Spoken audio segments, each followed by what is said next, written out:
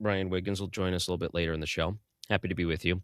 And I got to say, I got the call this morning that said, "Hey, can you fill in for Annie?" And I was snow blowing, which we got the storms sometimes go through St. Louis and they make their way up through Michigan. It's not quite uncommon, but man, this past 2 weeks have been terrible when it comes to weather in Michigan. So I'm happy to be in a warm studio here. And by the way, you put up a YouTube live chat poll. What's the poll for today? The poll today is are you satisfied with President Trump's handling of the economy? And we got three options here for you. It's yes, no, but I'll give him more time, or just plain no, you're not satisfied. So you can vote on the poll today by jumping on Annie's YouTube page, youtube.com/@AnnieFry, Frey, and leave a comment and vote. And we'll star those comments and might read some of them on the air as the show goes on. Do you vote in these, or are you just watching? I have to vote so that I can see the results. Oh, so you do. So vote. There's so your vote number one, roughly. No. Not always. I usually let it get it. I don't want to sway anybody. So what you don't want to do is someone goes on, they thought, okay, the first person already voted. Now I know how Brad voted. Like if you're the first one when the thing comes up, basically. Right, but that's not accurate because I don't do that. Got it. Of course. I look forward to seeing these results. It's an interesting mix of how is the economy. And what I find when discussing the economy, when you look at experts or when you look at certain people that may be analyzing it on some of the news networks, I don't know if they're giving the most honest account of the economy, because you have to take into consideration what's baked into the cake coming into this administration. And there's a lot baked into the cake. So what can you do to offset it? And you have someone like Donald Trump who makes a lot of promises that things are going to turn around immediately and things are going to be better. And it just doesn't work that way. But when you do see improvements, they don't give him credit for the improvements that he gets. So it's such a good poll question. I'm looking forward to seeing the results on that one. You have a bunch of... Go ahead. Oh, yeah. I was going to say I have a bunch of thoughts on the economy and stuff like that, too, because like the thing that people forget is it was so bad under Biden. I just saw a repost talking about some of the from 2022, talking about some of the price increases, and you're talking about double digits in price increases on groceries and stuff like that. That is not a quick fix. And so some of these things that Trump has put into place are actually having an effect, but it was so bad that if you're looking for the pre-Biden Trump economy, well, that's going to take a while to get back. Baked in the cake. Yeah, the Biden mistakes they're blaming on Trump's tariffs. That's how it normally works with the experts. And you can't buy that. And I remember when Donald Trump was just a nominee in his first term, and I wasn't on board with Donald Trump. I thought, no, this is just not going to work. This is not a good look. This is going to turn out bad. He becomes president. And I find this is the best analogy, or at least the best example of how I fit today. I think you can look at Donald Trump and say he'll take 3 steps forward and 1 step back. And the mainstream media will focus on the 1 step back. And I'm looking at the 3 steps forward saying, this guy did some really good stuff. I'm not focusing on the 1 back because the overall net benefit of the things he's doing offset the steps back. And it may not be the perfect person or the perfect world you want to live in where you have you're batting 1,000 and everything's going great. It doesn't work like that in the real world. I will note that when it comes to the economy, he's taken steps forward, but the focus is on the steps back, some of which are being forced on him through what happened during the Biden administration. So I know we'll talk more about that over the course of the show. What do you think about in Australia? Did you see how in Australia, if you're a teen or younger, under the age of, I believe, 16, you're no longer allowed on social media? Have you seen that? Yes, I have seen that. And that's a big one. I think this is I think they're trying the right thing. I really do. Yeah. I have questions on how you can enforce it, but I definitely think that you can't do anything. Like, you just can't sit there and say, well, there's nothing we can do because we don't know how we can enforce it. But I think that this ban for children on social media is amazing because you need They're children. Yes, and you need to give these kids a chance to develop their brains and understand criticism and realistic expectations and all of that other stuff before they get into that like bare knuckle brawl that is social media.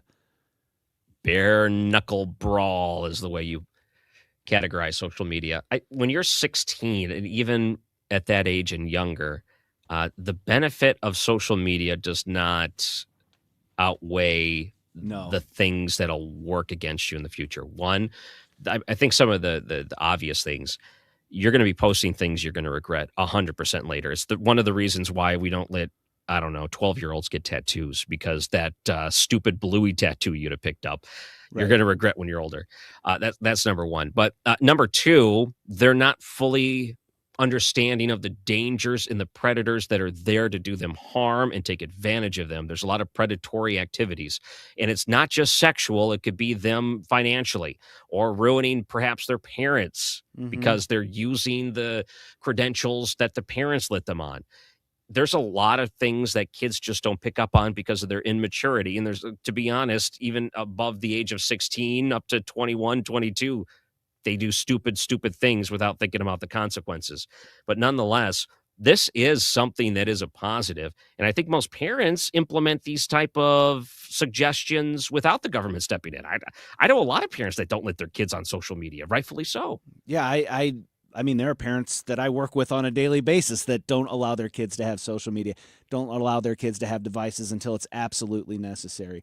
And I would also say, if you're a parent out there and you're like, my kid needs to have a phone and I don't want them to have social media, your kid doesn't have to have a smartphone. If they need a phone for you to contact them for practices or whatever, look into seeing if you can get I don't want to call it a dumb phone, but a dumb phone, a phone that is just a phone that maybe can send texts in the old way where you have to click three times to get the correct letter. That sort of thing. Flip phones. Yeah. My jitterbug's acting up. So did you know that they make military iPhones without cameras on them? Did you know that? No, but I'm not surprised. Because the secrets and things that you may be tempted to take a picture of or accidentally have in the background, why not give one of those to a kid? You're not allowed to take your pictures. At least that's half the battle of, the threat of them sending something they shouldn't to someone else. Well, but like also, and like the thing about the phone, the internet and stuff like that, it's a doorway. And what was it, the Avengers, where they say that's the thing about doors, they go both ways. You can send things out, but stuff can still get in. You're opening up a doorway to your home for the world. Right. And so even if it doesn't have a camera, they get the apps, they scroll through there, they can see the stuff that's on the apps, even if they're not sending it. And that can be just as harmful. The things that they're looking up. So the big story, and I don't know if I explained this well at the start, Australian teenagers are no longer allowed on social media. The new law of the land is that if you're under 16, you're not allowed on these things. Major platforms like TikTok, YouTube, Meta, Facebook, Instagram, all those things. If they catch someone under the age of 16, there's major fines for those platforms. So the platforms themselves said, we're getting you off. And part of the ban that you find happening last night, because, teens are about to lose their account, it was like a cry fest. They were crying with their friends on social media. I'm going to miss you. I'm going to miss you. And part of it, too, is the content creators that depend on those children who are on their devices all the time. They're not going to be able to consume the same content. So that will have a hit as well, at least for them. Yeah, I remember when I was in college, it was right at the beginning of social media starting to take off, and we actually had debates in our philosophy class. Is this a good thing or a bad thing? And one of the things that the students argued, and I was older. I was just older than everybody because I started college a little bit later. One of the things that all the younger kids in my classes would argue is like, well, how would you be sociable without social media? And that's kind of why those kids are crying, because they feel like they're not going to be able to connect to their friends. And I'm like, you could do it the way I did it, which is, give them a call and go hang out with them, spend time together. There's no landline to call them. I mean, email them. Yeah, but I mean, the social media ban doesn't ban you from making a phone call on your cell phone. Just give them a call. Go hang out. If do you have it a in cell person. phone at that age. Like my argument was always that, like, what you're experiencing online through social media isn't real. Like, you will feel like you have a closer connection to somebody that you don't actually have that real connection with. The real connections, real relationships are formed in person. And so hopefully what we can do with this, or what they'll do with this, is you'll find that the kids will start making good connections, real connections with one another in person. Do you miss the days when someone in your family would yell from another room, Brad, pick up the phone. It's for you. Brad, pick up the phone. What? And they're yelling from another room. I was usually the one yelling. And you hear the all right, I'm on. Hang up. Did you hang up? Hold on. It didn't sound like you. Get off the phone. I'm trying to talk to my friend. Stop listening to my conversation. This is amazing. They don't understand that. No, it's a thing they'll never get. Or picking up the phone with the dial-up sound being on there. Or, yeah. Or you're on a call and you hear the click. Hey, get off the phone. I got to call someone. Get off the line. And someone's yelling at you because you're on there for too long. I remember what a big deal that was when you could be on the internet and still use your phone line. Oh, yeah. Oh, what a big deal that was. Huge. You mean I don't have to get kicked off? Whew. That was something. The kids, man, they don't understand the way it used to be, but maybe they will with more of these laws. I don't think this will ever be implemented in the United States, but I would be in support of it if someone were to bring it up. I would say, you know what? It's the same type of protections we're going to put in for our kids, so I'd be okay with it. Yeah, I mean, I think it would be good too. Make it easier for parents to say no, because I know one of the things that Annie had talked about, like whenever you tell your kids no, you can't have social media, but all of their friends do, that's a really hard no to say. But whenever the government comes in and is like, hey, you got to be over a certain age to do it, that makes it way more, like the parents are like, what do you want me to do? Break the law? Well, Johnny's mom lied for me. No, don't. No. Oh, man. There's all kinds of different codes. If you ring once and hang up, that meant something. Like, oh, boy, you knew it. There's certain codes that came in. Or, instead of text messages that you got home safe, you can call and hang up once. Oh, that means they got home safe. It could be, nothing bad always. By the way, we're talking the economy a little bit earlier, and the YouTube live chat poll is up. Brad, what is it again? The poll is, are you satisfied with President Trump's handling of the economy? And you can vote yes, you can vote no, but I'll give him more time, or you can just vote no. I'm not satisfied with it, and he's not doing enough. You know what we need? The way these technologies work in, the digital technology I use to dial into the radio station, if someone else were to open this up and dial in too, I think you'd be able to hear both of us on the air at the same time. That's kind of what it's like in the old day with the phone. Maybe that would be more entertaining if we just had randomly people that could bump onto the radio station and then take over the microphone and we yell at them like we did back in the day to get off the line. And then we can relive what it's like to be in the 90s. Hang up! Hang up the phone. We're doing an interview. You're listening to the Annie Fry Show. I'm Ryan Recker, filling in on 97.1 FM Talk. Merry Christmas. Happy holidays. We've been waiting. The average time a resume spends on an HR manager's desk is 7 seconds, and most of them are tossed aside.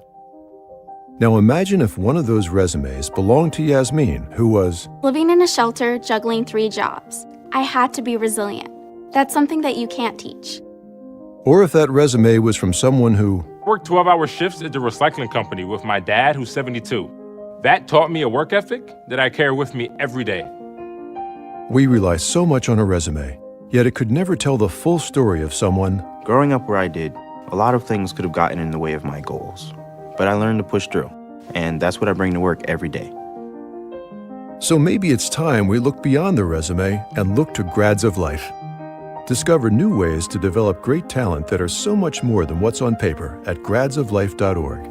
A public service announcement brought to you by Grads of Life and the Ad Council. Eggland's Best. The only eggs with more fresh and delicious taste, plus superior nutrition. Available in so many delicious varieties. Classic, cage-free, organic, free-range, and pasture-raised. Eggland's Best. Better taste, better nutrition, better eggs. You're listening to The Annie Fry Show on 97.1 FM Talk, St. Louis Conservative.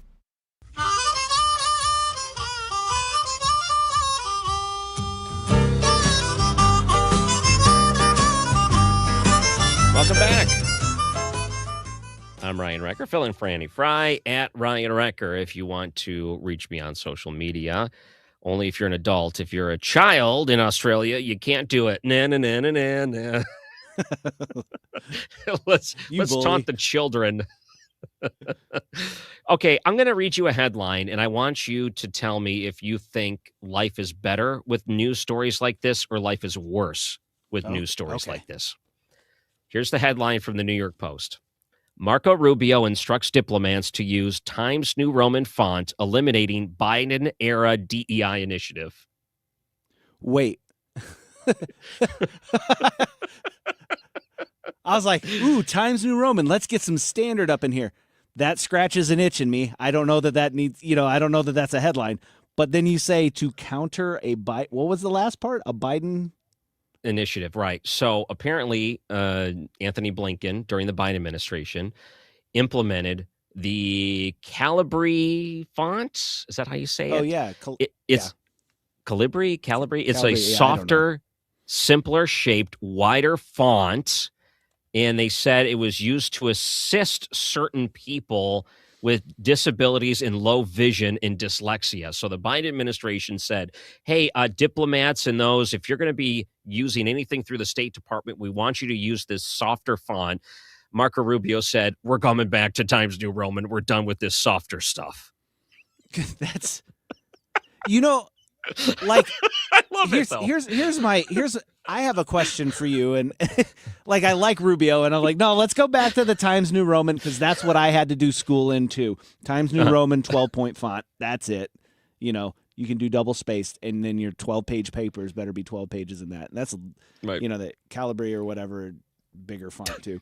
My question to this is, like, I understand that the Biden administration was trying to be sensitive to people with disabilities. Yeah. And I understand that there's like an ADA Act that means that buildings have to be wheelchair accessible and all that other stuff. And I think that's good. But to what extent is it incumbent upon the person with the disability to make accommodations for their own disability and stop expecting everybody else to, change their life because of that person's disability? And I'll give you this example. I'm sure you and I have talked about this before, but I've had 3 heart attacks in my life, which means that I need to watch what I eat. So whenever I go to a restaurant or something like that, when I make my selections with that in mind. What I feel like happens sometimes is it would be like me going to the restaurants and telling the restaurants they couldn't serve all that deep fried fatty food that everybody else likes and can have because I have a problem. But my problem is my problem and it's mine to deal with. And so I get the Caesar salad whenever you get the steak or what or the deep fried Twinkies or whatever it is. Like, you know how I eat. Am I right? Yeah. But my thing is like, where is that line? When do we start drawing that line between, I have to accommodate you? Like, a building putting a ramp in isn't a major accommodation, but where is that line? Like, okay, now everybody has to use this font because this one person in this one department way far away in Utah needs it so they can see. Don't they have stuff for those people already? I think that, one, I really don't know how this makes life easier with the disability, saying that you have to use a certain font. And I can almost guarantee, and without knowing the backstory about why that change was made, I can say with a 95% certainty there was some blue-haired person somewhere that asserted that this is a fact. And if you don't do it, you're anti-disability. So you have to do it. And there was some woke person somewhere that made this recommendation under the threat that you have to be progressive enough to accept changes like this. So they went along with it. Marco Rubio said they want to restore professionalism to the department's written works products and abolish another wasteful DEIA. I didn't know there's one where there's an A after it. It's Diversity, Equity, Inclusion, and Accessibility program. The department is returning to Times New Roman as the standard typeface. That is the classic font. It makes sense to me. If you look at 2 documents, one that has, I think that Calibri is the default font for Apple devices. So if you open up, if you open up Pages or whatever their word processing app is, I think that's the default font. And you compare that to Times New Roman. Times New Roman to me looks a lot more professional. It is professional. It is. That's, I think, the standard when it comes to professional. Okay, so going back to my original question, do you like that's a news story? Or do you hate that we cover this as news now? I hate that we have to cover that. You do? Yes. I kind of like it. I think the story's fun. I think there's great conversation there. But why was this even having to be a headline? I understand why it is a headline, but why did it have to be a headline? Yeah, I get it. Why does it have to be in any other time? It wouldn't be. But man, do I enjoy stories like this. I think this is great. Is the important? Is it enough where of all the other things that are going on in the world that this needs to be up at the start of the show? No. Is it interesting? Oh yeah. Mm-hmm. And I like that across the board, the initiative is get rid of some of this junk. This leftover stuff that makes no sense, that makes us look soft for no reason whatsoever. Right. And we had, like, until you read that headline, I didn't even know that the Biden administration had put in a font change rule for DEIA. So, like, the other thing this does is it exposes me to the extent at what, like, the proliferation of this in the Biden administration. It was like that was what was important, and then everything else was secondary to it. I think, too, maybe it's important to point out, and I don't know if this is a stupid point, but the way things were reported during the Biden administration versus the way things were reported during the Trump administration, if it was changed away from Times New Roman and the Biden administration put it in, no one knew about it. Now it's a change back, and it's causing people to get upset about Trump. So I find a lot of the media in the way that articles are written, it's the default of, is this going to make Trump look bad? Then you know what? That's going to get us some clicks. So let's go with it. When they didn't care less about it during the Biden administration doing the same thing. Yeah. Yeah. Like, or it was celebrated. Or it was celebrated. You're right. Isn't that great? Just so you know, unofficial documents. What other fonts could we use? Arial or Wingding? What's the official font of the Annie Fry Show? Is there one? I think each individual has their own font. I don't think there's an official Annie Fry Show font. I think there needs to be one. Libby in our chat said Comic Sans is a lot more fun. Comic Sans, please. Yeah. Let's do it. Well, what's the one that looks old? Papyrus or whatever? Yes. Why can't we do all of these? Do we have to pick just one? Can they pick from a few? And then what's the discipline if you're caught at the State Department using something other than Times New Roman? You have to handwrite your documents, and it has to look like the Constitution handwriting, not whatever chicken scratch I put out. Did you even write this with a feather? I mean, come on. Well, not that they were using a feather for that. But let's say you go into a job and you hand over your resume, and it's Times New Roman, and the next person hands it in, and it's Comic Sans. Who are you picking for the job by default? Oh, it's Times New Roman, right? Yeah. 100%. Every day. I think that kind of proves the point when you're talking about official documents. That's what you need to do. Something else that's going on, I do want to talk more about the economy, and President Trump was in Pennsylvania. That was a big thing from yesterday. One other thing I want to bring up is something that a coworker mentioned about her neighbor, and I wanted to get your take on this because it sounds a little controversial about her neighbor. So how often do you look across the fence and criticize your neighbor?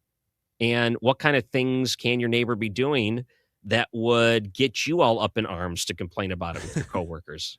Maybe we will talk about that coming up on the show as well. I'm Ryan Recker, filling in for Annie Fry. I think this is our break time. And Brad, I'm really curious on what you're going to say next on 97.1 FM Talk.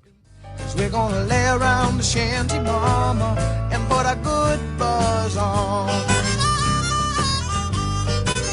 250 years ago, a promise was made to connect families and friends near and far. And during the holidays, that promise is more important than ever. That's why USPS is building a better network to meet your needs with timely deliveries, easy and affordable ways to ship, and everything you need to make your season full of holiday cheer. Our purpose is delivering your peace of mind, knowing your love will arrive, bringing joy to all. The United States Postal Service. Learn more at USPS.com/holidays. Doesn't it feel like you hear all the time from retired friends and family, I wish someone had told me this before I retired? Or why didn't anybody tell me this? Why is this not a class? Well, that's exactly why Financial and Tax Architects was founded. FTA keeps hardworking families in St. Louis make sense of retirement. They show them how to keep more of what they've earned and how to make it last. That way you can get some sleep at night. You don't have to second guess every expense leading up to retirement. You understand what's going on. Their Retirement Planning 101 class is a practical, no-cost course. They teach it at local colleges. It's just one night. You learn strategies to reduce taxes, plan your income, make confident decisions about Social Security and taxes and inflation. An FTA focuses on education. They try to change the way you retire. Call 888-5101 or go to fta-ria.com to register. It's time for you to get to know my friends at Lit Cigar Lounge in Chesterfield, where luxury meets comfort. Mark Cox here. They have a great selection of rare bourbons, whiskeys, craft cocktails, anything you like to drink, cold beer, premium hand-rolled cigars from the finest makers in the world, even private lockers that are available if you choose to. Perfect for date nights or business meetings, and live music every Friday night. Family owned and operated. Check them out in Chesterfield at the District. It's litstl.com. Today's YouTube live chat poll is, are you satisfied with President Trump's handling of the economy? Yes, no, but I'll give him more time, or no, period. I'm not satisfied. That is the poll. Jump on Annie's YouTube page, vote in the poll, leave us a comment telling us why you voted the way you voted. We might read that comment on air. The time is 12:30. This time check is brought to you by Jerry Kelly Heating, Air Conditioning, Electrical, and Plumbing. It's time for a $98 furnace tune-up. Midwest Made. 97.1 FM Talk, St. Louis Conservative. I remember when I lost my mind. There was something so pleasant about that. The Annie Fry Show. I'm Ryan Recker filling in. How's the YouTube poll shaping up? Are we getting people voting? I hope we are. We are indeed getting votes in on the poll. Awesome. I don't have oh yeah, we're almost to 100 votes already, which is really good. Fantastic. All right. How is Donald Trump handling the economy? Let's bring up a scenario of someone I work with. And yes, President Trump was in Pennsylvania yesterday. I want to talk about affordability and some of the things he brought up too. I heard this story from my coworker, and she was talking about her neighbor. To give you a little bit of context, she's an animal lover and advocate. So, when we do stories about hunting, she's not a big fan of it. We'll say that type of, it's more than just enjoying the presence of cats and dogs. So she was in her backyard and she looks over and she notices a pet cemetery next door. And she says her neighbor will bury their house pets in the backyard with the intention of using it for compost. And she said, that makes me feel really weird that the neighbor is burying house pets and composting them. And she said, it makes me feel creepy. I don't like that this is going on next door. It's strange. It's weird. So, Brad, are you someone that feels okay with burying pets in the backyard? Let's kind of go to that step first. Yeah, that I feel okay with. I grew up in the country, so that's what we did with our pets. What you did? Yeah, you just... What about in the city, though? Like, let's say you're living in the city of St. Louis. You have a small plot of land. Your neighbors are really close to you. You see everything that goes on over the fence. Does that change anything?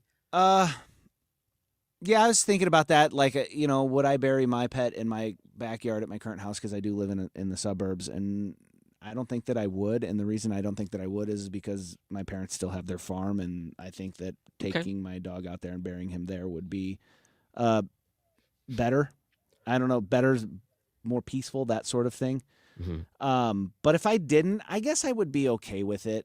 You have a little memorial garden or whatever if you want to do that, and put a little memorial stone out there. That, I don't know, that, for some people, pets are pretty much part of their family, and I'm cool with that. If they want to do that and they want to bury their pet in their backyard, go for it. Putting an animal down, a pet, that's one of the hardest things you can do as an adult. That is tough, very emotional, very difficult to do. When you lead a family and you're the dad and, that's one of your duties, that's a tough thing to do, and take it and still be strong after all that. We have a family friend where that's a plot of land, and they've lived in the country forever, and they have a little pet cemetery where we've always taken our family pets. So, I know exactly what you mean. When you live out in the country, it's a whole different thing. Mm-hmm.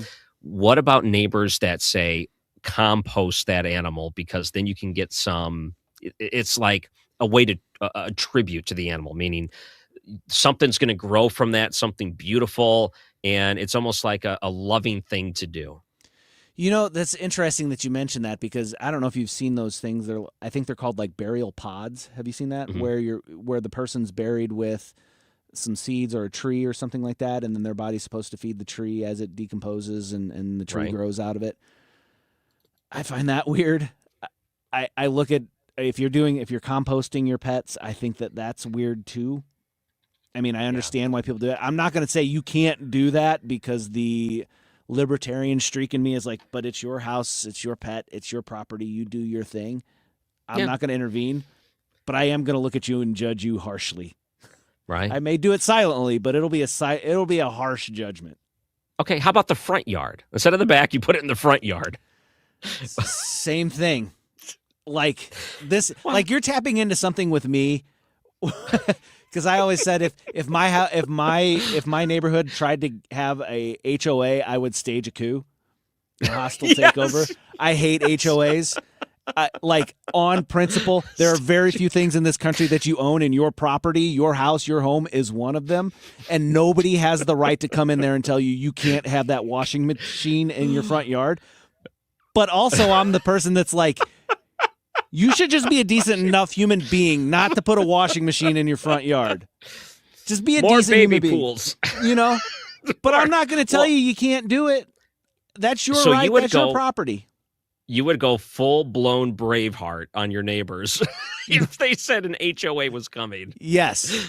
Yeah. You could take our lives, but you'll never take our freedom. And I'd be out there with the blue face paint on and my gigantic Scottish Claymore saying, I dare you. Claymore, and there's a lot of other neighbors. That Gadsden flag would go up so quick join in your my militia. Front yard. Don't tread on me. Come and take it. If I want to bury my dog in the front yard and put a little cross, I'm doing it. I don't care what anyone tells me. And not only that, I will judge you harshly for doing that. But if somebody comes to your house and tells you you're not allowed to do that at your house, I'll be the first person in front of you defending you. I'm like, this person's nuts for doing it, but it's their house, and you don't have a right to tell them anything. Mommy, why are there so many crosses in the front yard? It's not Halloween, is it? It is now. It's a pet cemetery. Yeah. It is now. So President Trump was in Pennsylvania yesterday talking about affordability. That was a big part of it, and trying to make that point. And that's one of the big reasons why we have the poll question that's up on YouTube right now when it comes to the handling of the economy. Let's hear a couple of clips from that. How about we go to clip number 2, if we have that one. This is Trump from yesterday. Let me pot this up here real quick. Pennsylvania. Another key part of our tax cuts is known as Trump accounts. Under this new program, the federal government will be creating an investment savings account for every single newborn American child, with $1,000 to be invested and grow over the course of their life, right at the beginning of birth. Friends, family, employers, and loved ones will be able to add thousands of dollars a year, and it's like a trust fund for every American child. Yeah, that's a huge deal. It really is. That $1,000, by the way, was it privately donated? That's a big part of it too. Yeah, I don't know if all of it is privately donated. I know that there is a lot of private donations going into that, and it could actually expand. Right. And expanding meaning maybe not just to newborns. There was other age brackets. They were talking about lesser values, right? Yes, so kids who were born prior to 2025. Prior to, I look at that and think there's states that do that individually. There's states that automatically create an account and they'll put something like $100 in it. And to do this on a federal level, one, there's a few things you're addressing. Now, you have low birth rates, so this might be another incentive. So meaning that not that many people would, let's say, make a decision on bringing children into this world based on that solely. But when you hear something like that, you're like, I guess it's not all that bad, right? At least there's something. So maybe some people would look at that and say that could help with the birth rates declining. The other side of it is when you start saving young, what I find with these like 529 plans, this is huge. I don't know if Michigan is the only state to do this. I know there's probably some other states that do it too. But what I find is that, let's say you start a 529 plan, you invest in a kid, and you start putting this in for their education. And by the time they turn 18, the idea is they use this for college. So credit hours, housing, things like that. Let's say you get a scholarship, or let's say something else changes where the they go to community college, or they decide not to go to college at all, whatever it may be, or college is free. Who knows what kind of Bernie Sanders style people can get in between now and 18 years from now. So what they decided to do was, okay, if you're not going to use it for school, what you could do for it is roll it over, and that starts your retirement fund, like a 401k. That's awesome. That's exactly what we need. Let me just say this. If the government and the Trump administration can understand how to fiscally be responsible when it comes to saving for the future, why can't they do that for our budget? Our government budget. Why can't they do that? They can, Ryan. They can. Just they don't want to. But there's what's the political advantage in doing that?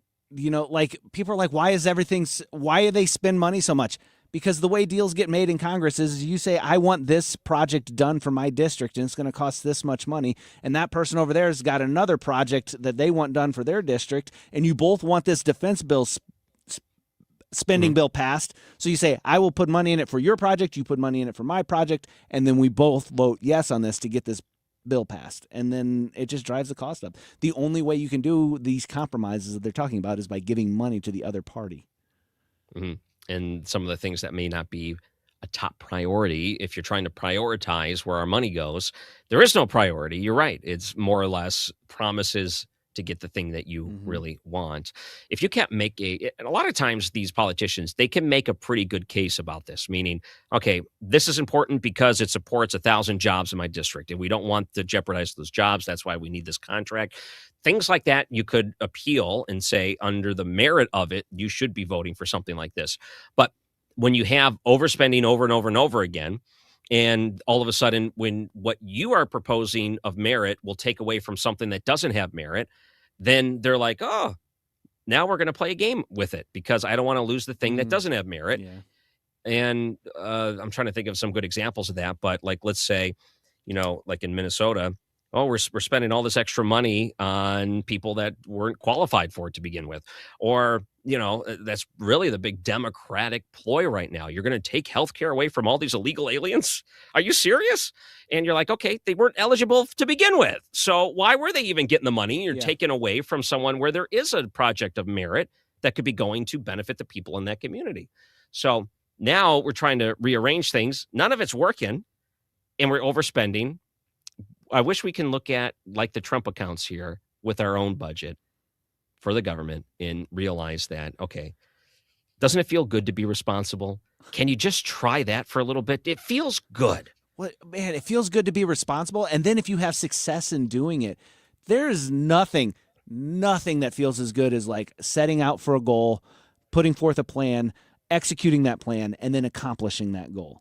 When you accomplish that goal and you look back and the longer it takes you and the bigger the goal is and the bigger the prize is at the end, the better it feels. Oh, man. You talk about saving. I think back to saving for a car. My parents gave me a car when I turned 16. It wasn't really my car. I loved that car. It was a cool car. It was an old 79 Thunderbird. Super cool. It was my uncle's. They got a really good deal on it, and my uncle took absolute care of that car. But the first car that I bought was because I worked really hard and I saved money and was able to purchase that car. And I took way better care of that car than I did the first car. And that was my pride and joy. And like when people would mock me for my car, I'd be like, but that's my car and I bought it. I'm looking at a picture of the 79 Ford Thunderbird. Were you a pimp? No. I'll tell you what, though, you could land an airplane on the hood of it. That hood is huge. There's no way the engine took up that whole compartment. Oh, no. Yeah, you pop the hood and you can look straight down and see the ground. Yeah, you can probably stand in it while you're working on that engine.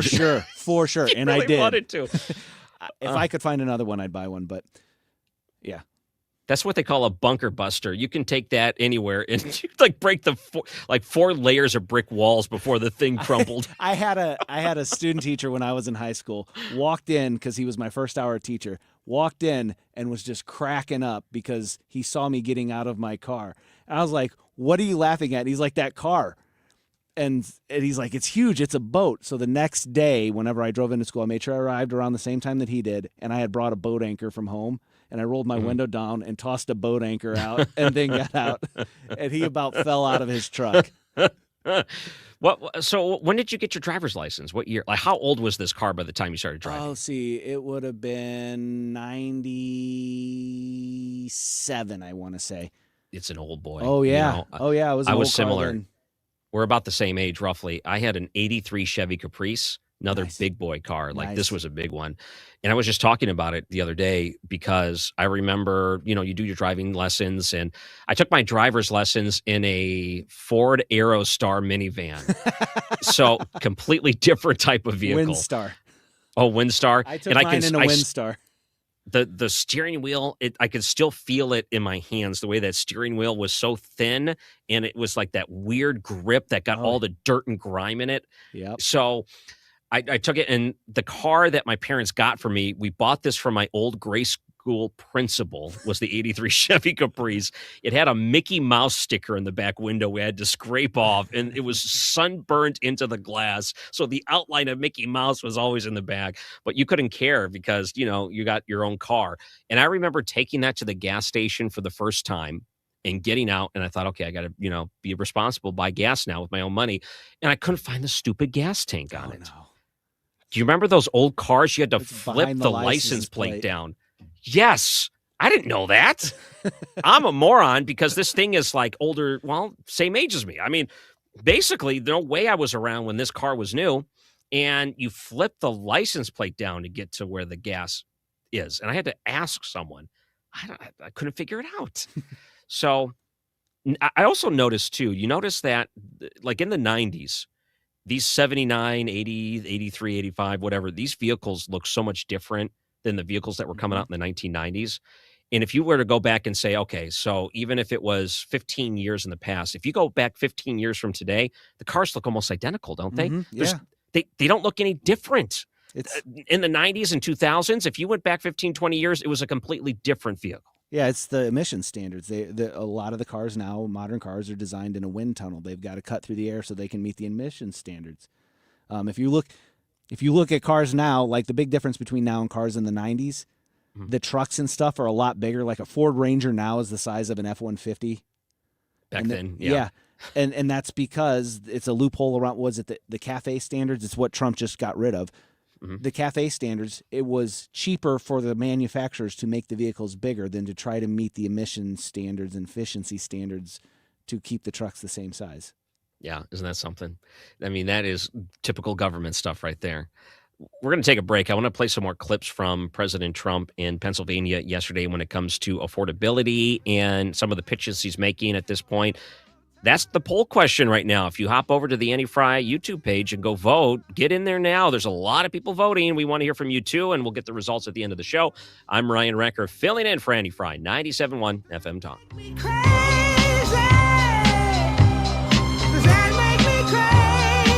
Visit 971talk.com/events and enjoy Trans-Siberian Orchestra, a Christmas tradition at Enterprise Center December 23rd. A portion of the proceeds benefits Siteman Kids at St. Louis Children's Hospital. Visit 971talk.com. We, without hesitation, recommend that anybody work with ThrottleNet. The experience will be as good as it's been for us, for anybody, because you'll get a true partnership and you'll be able to rest easy that you're going to get the service that you need while they're also doing all those things that you don't want to have to think about, that you don't want to have to worry about. They're always doing that in the background for you. Don't wait for your next IT crisis. If your business depends on technology, you need a partner that's got your back. Contact ThrottleNet.com to get a free IT evaluation and see how we can support your IT everything. This is your chance to to win a free basic handgun skills class from the Range St. Louis West. Mark Cox here, 14803 Manchester Road in Baldwin is where the range sits, and you got to go.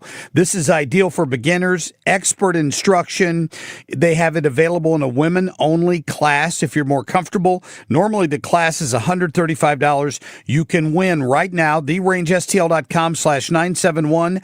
Again, therangestl.com/971. I get asked a lot on when's the best time to buy a furnace or an air conditioner. My response always is, with us, it doesn't really matter.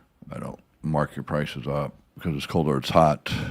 But with the tax credit that's expiring at the end of the month of December for 2025 and 0% interest on all of our products right now. So you get 0% through the month of December on the majority of what we offer you, furnaces or air conditioners or both.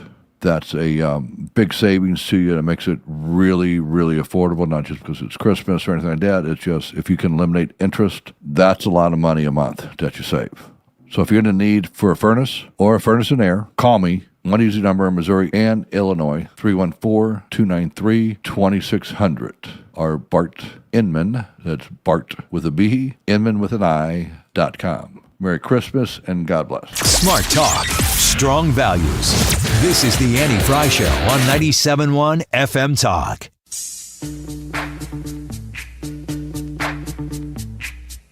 Yo, VIP.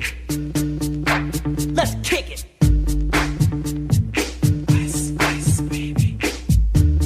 Oh, last time you gave me a theme. Is there a theme to the music going on here, Brad? I'm missing. Ethan's here today, so Ethan put in the music.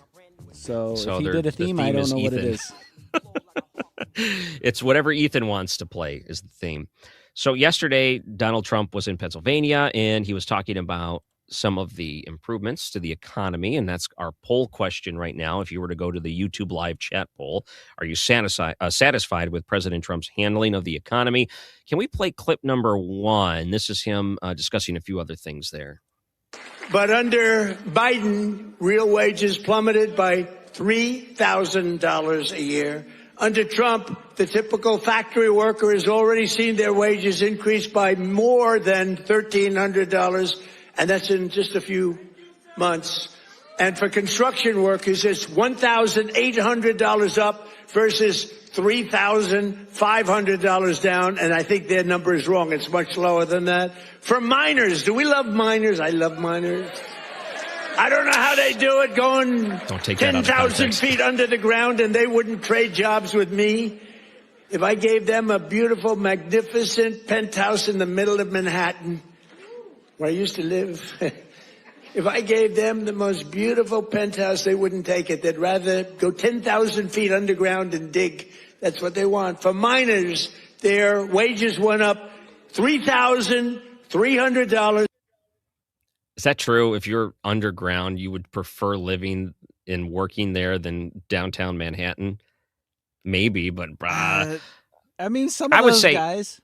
I hate Manhattan, though. I don't know if I would want to live there. I definitely don't want to live in a city like that. Man, I'm torture. I'm afraid of heights, but I'm also claustrophobic, and so being underground and working underground, no, thank you. I'd rather work downtown Manhattan. Both don't sound great options at all. So the question is, how many rats do you want to see? There's probably more in New York than underground at that point, isn't there? Does the cave have more rats than New York? That's a good question. No. The answer is no. New York has more rats. The rat underground is dead. The rat in New York is thriving off of pizza and trash that's not collected. Ride them to work. Yeah. John Kennedy also talked about affordability, Senator Kennedy there. This is clip number 3. Can we play that? And what I'm telling you is there are things we can do that the president can't do, but in order to do it, the United States Senate has to get up off its ice cold, lazy butt. And you can't use the excuse, well, the Democrats won't go along with it. Of course they won't. But we don't need their votes. We can do it through reconciliation with a simple Republican majority. Okay. So he's discussing some of the things that I think a lot of people would be in favor of, American people, when it comes to affordability changes.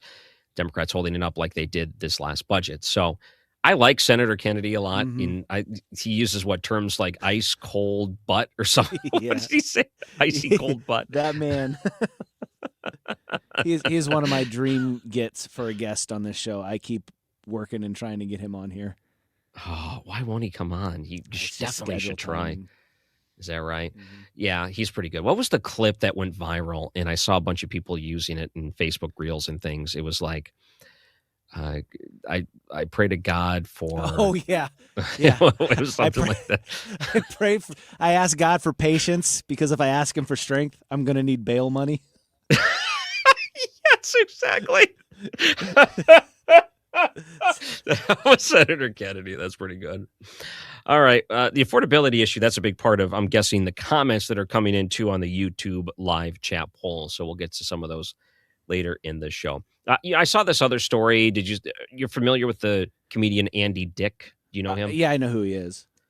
Not a fan of him. He's got a big resume, and apparently he suffered an overdose in Hollywood. He's kind of like this, let's go get wasted on the street type of guy, and you'll find him out there. And he was caught on video, apparently Tuesday. Some photos came out, TMZ reporting it, obtaining some of the photos. He's 59 years old, slouched over the stairs of a building, his eyes closed, wearing his pajama pants. Unidentified man on his knees trying to hold him up and trying to help Andy Dick as everything's pretty much falling over. He's unresponsive. TMZ reported that a bystander shouted for someone nearby to get Narcan, a life-saving medication that quickly reverses opioid overdoses. Can I say this? And this is going to sound really terrible. I don't even feel bad. Because one, Andy Dick is pretty much responsible for Phil Hartman's death. You know the story in the 90s? I didn't know. Absolutely. I know that I know about Phil Hartman, but I didn't know this link. Absolutely terrible. And so back when the two of them were on News Radio, we're on News Radio, but when they were on the television show News Radio, Phil Hartman and Andy Dick were on that show together. And the story goes, and this is something that John Lovitz, by the way, hates Andy Dick for. The story goes that Andy Dick introduced drugs to Phil Hartman's wife and kept pumping this addiction into her to the point where she ended up killing Phil and then killing herself. And Andy Dick is the one that really got her onto these drugs, much like we're seeing him slouched over and overdosing. But allegedly, it is at least what TMZ is reporting. The pictures are of what it looks like is happening. But that's like John Lovitz came in and said, we have lost an absolute legend because of Andy Dick. And he held it personal and just would not forgive him for what he did. So when I see something like this, I think about that and I think, I don't even feel bad. I mean, this is like years coming to him, unfortunately. That's probably the wrong way to look at this. Yeah. But man, it's sad all the way around, isn't it? Breaks my heart. You see people in Tokyo and Japan doing the slouching over trend where they're pretending to be Americans acting like this. It's pretty sad. You're listening to the Andy Fry Show, 97.1 FM Talk. Social Security is with you through life's journey from birth to retirement. As your life changes year to year, so do your needs. For over 80 years, Social Security has helped to meet your needs and is committed to improving access to the services that make a difference in your life. Today, you can verify your earnings, estimate your future benefits, apply for retirement, manage your benefits, and even change your address, all from the comfort of your home. Social Security's online services help put you in control with secure access to your information anytime, anywhere, allowing you to spend more time with family, friends, or simply just enjoying the day. Social Security, securing today and tomorrow. See what you can do online at socialsecurity.gov. Produced at U.S. taxpayer expense. If you're the victim of a car accident or suffered a work injury in St. Louis, you want attorneys who live here and work here to handle your case. You want someone who knows St. Louis and is about St. Louis. You want Kaufman Townsley. Call 314-777-7777.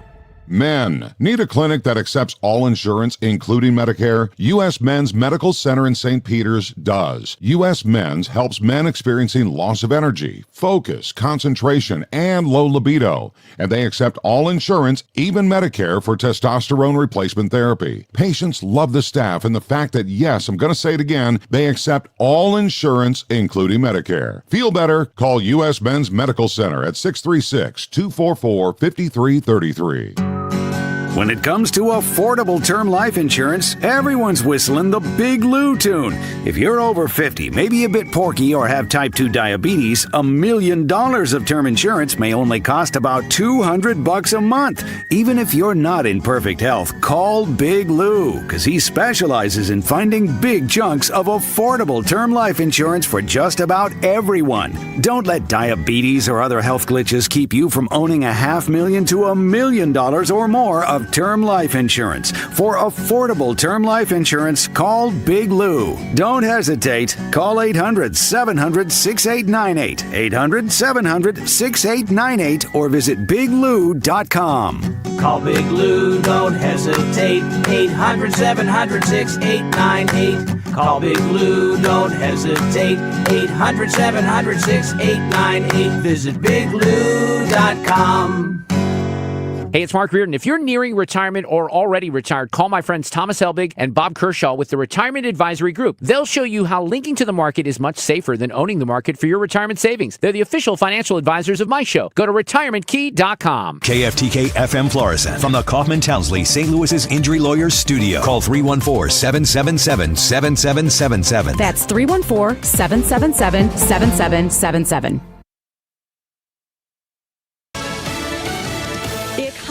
Is booming. I'm Lisa Brady, Fox News. That from the director of the White House National Economic Council, Kevin Hassett. We're making great progress. We made huge progress in the last term. And right now, all of the indicators are that the 3% growth that we gave you last time is a really, really low ball estimate of what we're going to be able to deliver. He points in part to investments being made in the U.S., also just telling Fox that Democrats aren't telling the truth about the Trump economy. But Senate Minority Leader Chuck Schumer points back to the president. He simply doesn't get what people are struggling through. He's trapped in his billionaire bubble. This as one of the cost debates gets set to hit the Senate floor tomorrow. Democrats proposing a 3-year extension of Obamacare subsidies. Republicans have an alternate plan, including health savings accounts. They say will lower premiums while giving money to the patients instead of insurance companies. But neither plan is believed to have the 60 votes needed to advance. So we will know if there's interest in tackling health care before Christmas after tomorrow's failed votes. But some lawmakers are skeptical that Congress can do anything on such a tight time frame. Fox's Chad Pergram on Capitol Hill with no action. Premiums are expected to spike as the Obamacare tax credits expire at the end of this month. Miami's incoming mayor making clear where she stands on immigration. We are an immigrant city. We have always been an immigrant city. Eileen Higgins, the first Democrat elected as Miami mayor in decades, says she's looking for ways to withdraw from agreements with Homeland Security to aid immigration enforcement. She won a runoff race yesterday against a Trump-backed Republican. A Fox News alert now from the Fed, just announcing a 1/4-point cut in its benchmark interest rate that had been what was widely expected. It's the third rate cut in a row. America is listening to Fox News. As a mom, comforting my family is what I do best. Vicks Vapor Stick provides soothing, non-medicated Vicks vapors in an easy-to-apply stick, and it dries fast, so there's no mess. I use it to comfort myself and my family. Thanks, Mom. Vicks Vapo Stick, soothing comfort for the whole family. And try Vicks Vapo Shower Max for steamy Vicks Vapors when you need more comfort for yourself. Use as directed. Here's a tale of Tina searching up and down for decent GLP-1s, but got spun around. Till GoodRx wrote in, hey, we got something new. GLP-1 prescriptions, all FDA approved. Brand name meds, no flags that are red. Clear pricing from the start. None of those hidden fees in your cart. Delivered to your door or pick up same day. Darn tootin'. Save time and money on prescriptions. Hotfoot at thegoodrx.com. GoodRx is not insurance. Air Comfort Service, heating, cooling, and insulation, weather. Changeable skies this afternoon. Our temperatures continue to slowly drop, mid-30s by sunset, and the winds are something fierce. Some of the wind gusts pushing 50 miles per hour. Cloudy skies. A couple of snow flurries here and there. That's about it, though. 28 Thursday, mostly cloudy. A couple of flurries, 38 degrees, 42 on Friday. But then a boatload of cold air comes in for the weekend. This is 97.1 FM Talk. Chief Meteorologist Dave Murray. The Annie Fry Show is sponsored by Air Comfort Service Heating, Cooling, and Insulation. Air Comfort Service is proud to support Greater St. Louis Honor Flight. Sign your veteran up for their honor flight today at gslhonorflight.org. And for HVAC services, aircomfortservice.com.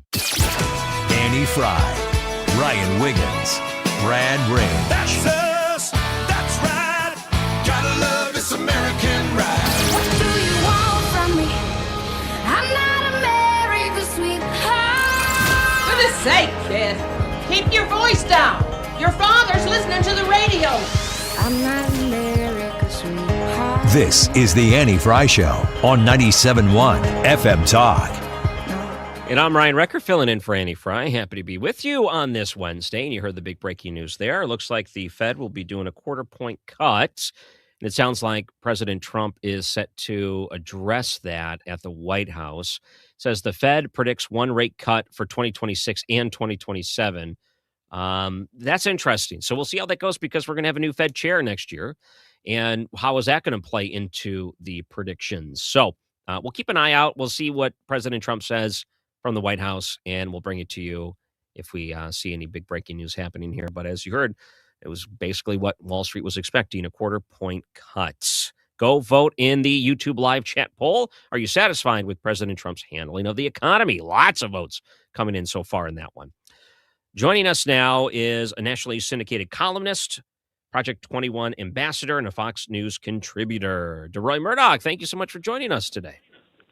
Ryan, great to be with you. I wanted to read part of your article that's titled "The Pentagon Was Right to Send a Second Strike on Drug Boat." And I'm going to read this one sentence because I love it. The only thing wrong with the Venezuelan two-step is that Secretary of War Pete Hegseth did not hold a press conference and take full credit for this operation. Well said. Thank you very much. Yeah, I mean, I know that the comment he made early on was that he was not in the room and that Admiral made the call and other people sort of started backing away. I would have held a conference and said, look, you know, the idea here is that these people are not in a regatta. They're not just sailing around enjoying the beautiful Caribbean. These are people who are sending drugs into our country. As far as I know, it's cocaine. There may be fentanyl involved, but in any case, these are drugs that kill people. If it's fentanyl, the number is like 70,000 per year. Think about that number. That is more dead Americans than U.S. GIs who died during the entire Vietnam War, which ran 12, 15 years. This is per year, okay? So, I mean, a real high number of dead bodies, and even worse in terms of the fentanyl. The one thing, if you take cocaine or heroin and you know that you're taking it and you OD, you know, it's very sad and unfortunate, but at least you know that you're doing something risky. A lot of people, as you know, take what they think is Adderall or they think is a painkiller or maybe just a sleeping pill. They don't know that it's laced with fentanyl. All of a sudden, they wind up dead, and their families have to put them in caskets and bury them. This is, you know, doubles or triples the tragedy of the situation. And so the administration is trying to stop this, and the people are saying it. They don't want to be blown up. How about find another line of work? When I find that when it comes to fentanyl and some of these other things, did we lose Deroy? Oh, no. No, I'm right here. Oh, there we go. Sorry. Can you hear me okay? I got you. There we go. My throat. Oh, that's okay. You know, if you need a little sip of water, that's all right, too. I wanted to point out that whatever it is, cocaine, it doesn't matter because when it gets here to the U.S., they're going to cut it with fentanyl anyway. So if it's in the boat itself or by the time it gets here, the end product, what's given to the individual, that's going to have fentanyl in it. And that's what's killing and addicting and ruining so many lives. That's very well put. I hadn't really thought about that point. You know, if it's not totally deadly by the time, you know, on the boat and it leaves, by the time it gets to people's homes or offices or dormitories, whatever it is, and they put fentanyl in, that's a death sentence. And again, if you think, hey, you know, I got to say for finals, let me take some Adderall, and you think you take what you think is an Adderall, it's actually Adderall plus fentanyl. You know, guess what? You're not going to pass that test because you're not going to be there because you're going to be dead. And so we're trying to put an end to this.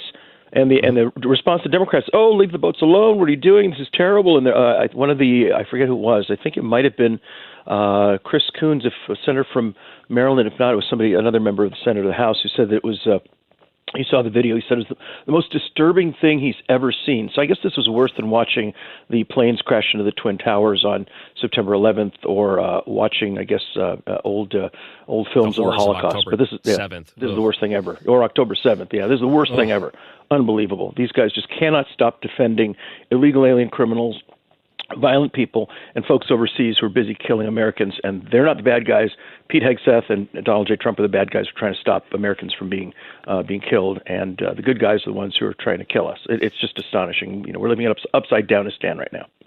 Yeah, and part of this too, if you go back to the president's first term, was his stance on what's going on with these drugs and saying we've been way too relaxed on this. We know it's pouring in through the border. We know because of illegal immigration and how relaxed that has been, it's been easier to pour things through the border. And now the fentanyl's even getting worse. Something that he proposed in the first administration, which was if you're a drug dealer and you supply a drug and that drug kills a person, then you could be charged with their murder. You're responsible for introducing that to them. I look at this and say it's almost an extension of it, which is you're responsible for all these people you're about to supply these things to. This is instantly we're going to stop that from getting in here. And for even the lives that would have been lost with it and what would have been cut into it, think about the families that are disrupted, the people who can't recover from this sort of thing, and for the rest of their lives they're going to be addicted to this stuff. That's what you're stopping through a generation. You're stopping this from happening. That has huge effects over time. Yeah, and I mean, if you're talking about people losing their kids, that's tragic. But what if the person who is killed by the fentanyl is mom or dad, and all of a sudden, oh well, there goes our breadwinner. How are we going to pay the rent now? And all of a sudden, oh, we can't pay the mortgage. We'll have to move out of our house and move into some tiny apartment, or move in with grandma, or whatever it might be. So yeah, this is really serious stuff. And I've heard people say, oh well, this violates the Geneva Convention. Well, the Geneva Convention applies to countries. It does not apply to cartels. As it happens, the country of Venezuela signed the Geneva Accords, I think back in 1956. I explained all this in an article in the Daily Signal, by the way. And Venezuela is protected, or if you're a Venezuelan soldier, GI, you're covered by the Geneva Convention. So if this were a Venezuelan Navy vessel with Venezuelan sailors wearing uniforms flying the Venezuelan flag, and the military went in and blew them up and then blew them up a second time, yeah, that's a war crime. That's a Geneva Convention violation.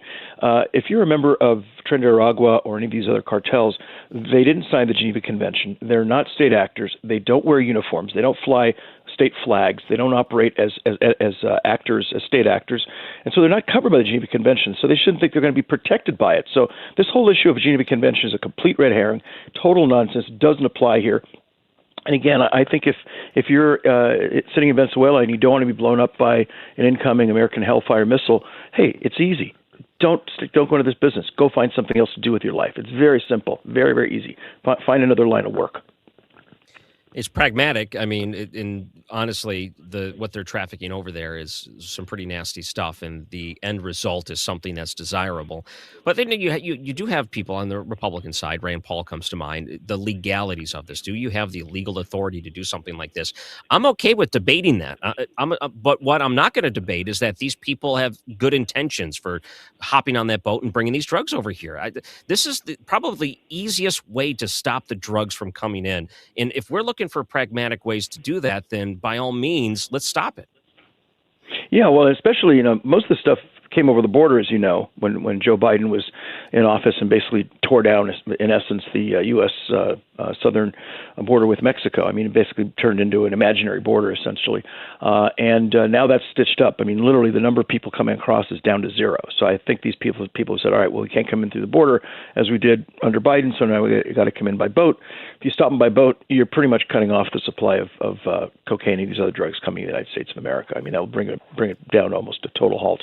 I'm not sure what's going across the northern border, but these people would have to get from South America, where the cocaine is produced, go all the way up to Canada, and then try to ship it back south into the U.S. And that would be difficult. It would increase their costs, make things more expensive. And again, it might encourage them to find another line of work. But these are criminals. These are not just social workers. These are not people vacationing. This isn't the Carnival Cruise Line. These are evil criminal cartels that don't have any good intentions for the United States. They want to make money by poisoning Americans, and very often fatally so. And this is what we're trying to prevent and what the administration is trying to stop. So I think it's perfect and appropriate. And I can imagine if this were the whole idea that, you can only hit them once and you got to leave them alone. If this were not the Venezuelan drug cartels, but let's say ISIS, and ISIS wanted to come to the United States with, let's say some uranium and just throw it around, or an atomic weapon. What's the deal? We get to bomb them once, but if we miss, then we got to let them float in the water. And if you let them float in the water and the planes that do this fly away, essentially you're relegating those people to death sentence. They're probably going to die of exposure, get eaten by sharks. So if that's the case, it seems to me, if you're really concerned about the right to life, then you really have a moral obligation to fish them out of the water. And I guess you read them their Miranda rights, get them a lawyer from the ACLU, and give them 4 hots and a cot in some federal facility. I just think that's ridiculous. And, you try to blow them up, you miss, you go back and you blow them up again and again until they're gone. And this is the kind of thing Obama did with terrorists. I believe he had multiple double tap strikes in numerous instances, killing a grand total between the single and double strikes. I saw the figure the other day of like 2,500, 3,000 people. I mean, a huge number. And I don't remember any Democrats screaming about war crimes and human rights violations in the Geneva Convention. It's only when Republicans do it that's a bad thing. When Democrats do it, it's appropriate, measured, and prudent public policy. Yeah, those drone strikes. You're absolutely right. And part of this, too, is like, well, what really would you want done? I mean, with the bleeding heart or whatnot. So would you like to capture them, take the drugs, and let them claim asylum so they can go back and do it again? No. None of that fixes anything. So, by the way, Deroy, if people wanted to find you online, look you up, where can they go? Well, let's see. The article I mentioned is at Daily Signal. That's dailysignal.com. I have a lot of pieces also at American Spectator. That's spectator.org. And if you Google my name, you'll find lots and lots of articles, videos, speeches, all kinds of stuff. It's a very interesting time. I tell you, sometimes you just have to look for the most pragmatic, easiest way to fix a problem, and bombing these things is probably about the best way to save lives when it comes to the war on drugs. So we have to just be realistic. We have to be adults here and realize what we're doing is ultimately a good thing. It's a difficult thing, sure. Ideally, you don't want to do it, but what their alternative is just let these drugs in. I'm not for that either, and that's actually a worse solution. And this Deroy also Murdock, saves American lives. I mean, think of the U.S. GIs who were the alternatives. Okay, send in, Navy SEALs to go blow up the drug labs. All right, we do that, and then 5 Navy SEAls get killed on the ground, whatever it might be. These are drones. There are no American American GIs confronting these people. So you take these guys out and you put American lives at minimal or zero risk, and I think that's a pretty good use of our taxpayer dollars as far as I'm concerned. Deroy Murdock, thank you so much for joining us. We appreciate the time. You bet, Ryan. Thanks very much. Bye-bye. This latest article was on the Daily Signal. The Pentagon was right to send a second strike on drug boats. That's a good one. All right. A couple other things we want to get to. If you haven't voted in the YouTube poll, go do that. Brad, I'm guessing we're getting a lot of people voting. It sounds like right off the bat there was 100 people before you know it. Where are we at now? I can find my button here to turn my mic on. Doing about 1,000 things at once. Yeah, votes are coming in. The exact number I don't have right in front of me. Yeah, we're over 100. Well over 100 votes. So, yeah, keep those votes coming. Keep those comments coming in. If you comment, don't just comment. Put like poll or something in front of it. It'll help us find it, and we will start. And I'll read some of them. As the show goes on. For example, one of the person said, I voted yes on the question. This is Bob.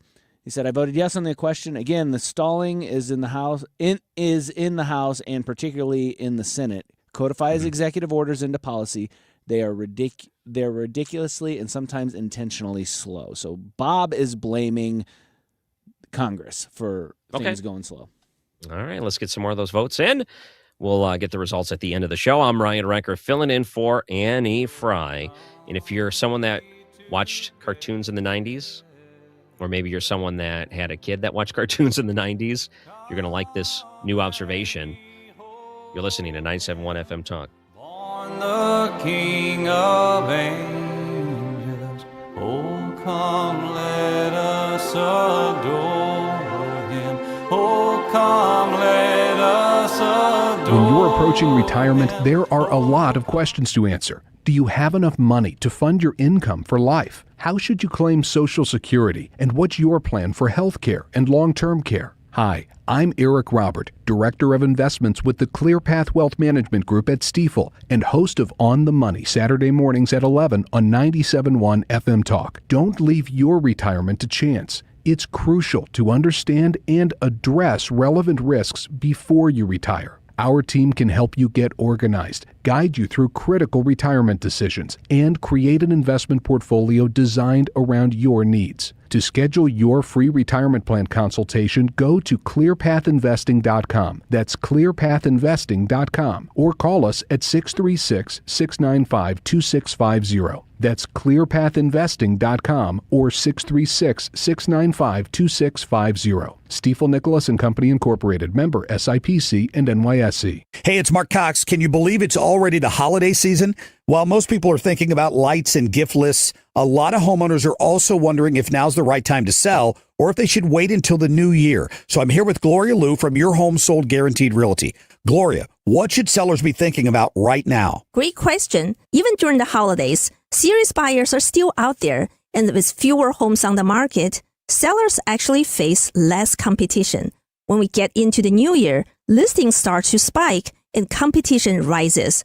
But that's never a problem for my clients because I guarantee to sell your home at your price and time frame, or I will buy it myself. Whether you want to move now or after the holidays, we'll make it smooth and stress-free. That's why Gloria Liu's the trusted choice for St. Louis home sellers. Call 314-325-6888 or visit gloriahasthebuyers.com. From all of us, happy holidays, and here's to your next move being your best one. Gloria and seller must agree on price and possession date. This holiday season, when you get them STIHL, batteries are included. Buy select battery tool sets and get a free extra battery. Visit STIHLUSA.com for gift ideas and seasonal savings. Happy holidays from STIHL. Offer valid for a limited time only at participating dealers while supplies last. This is the Annie Fry Show on 97.1 FM Talk, St. Louis Conservative.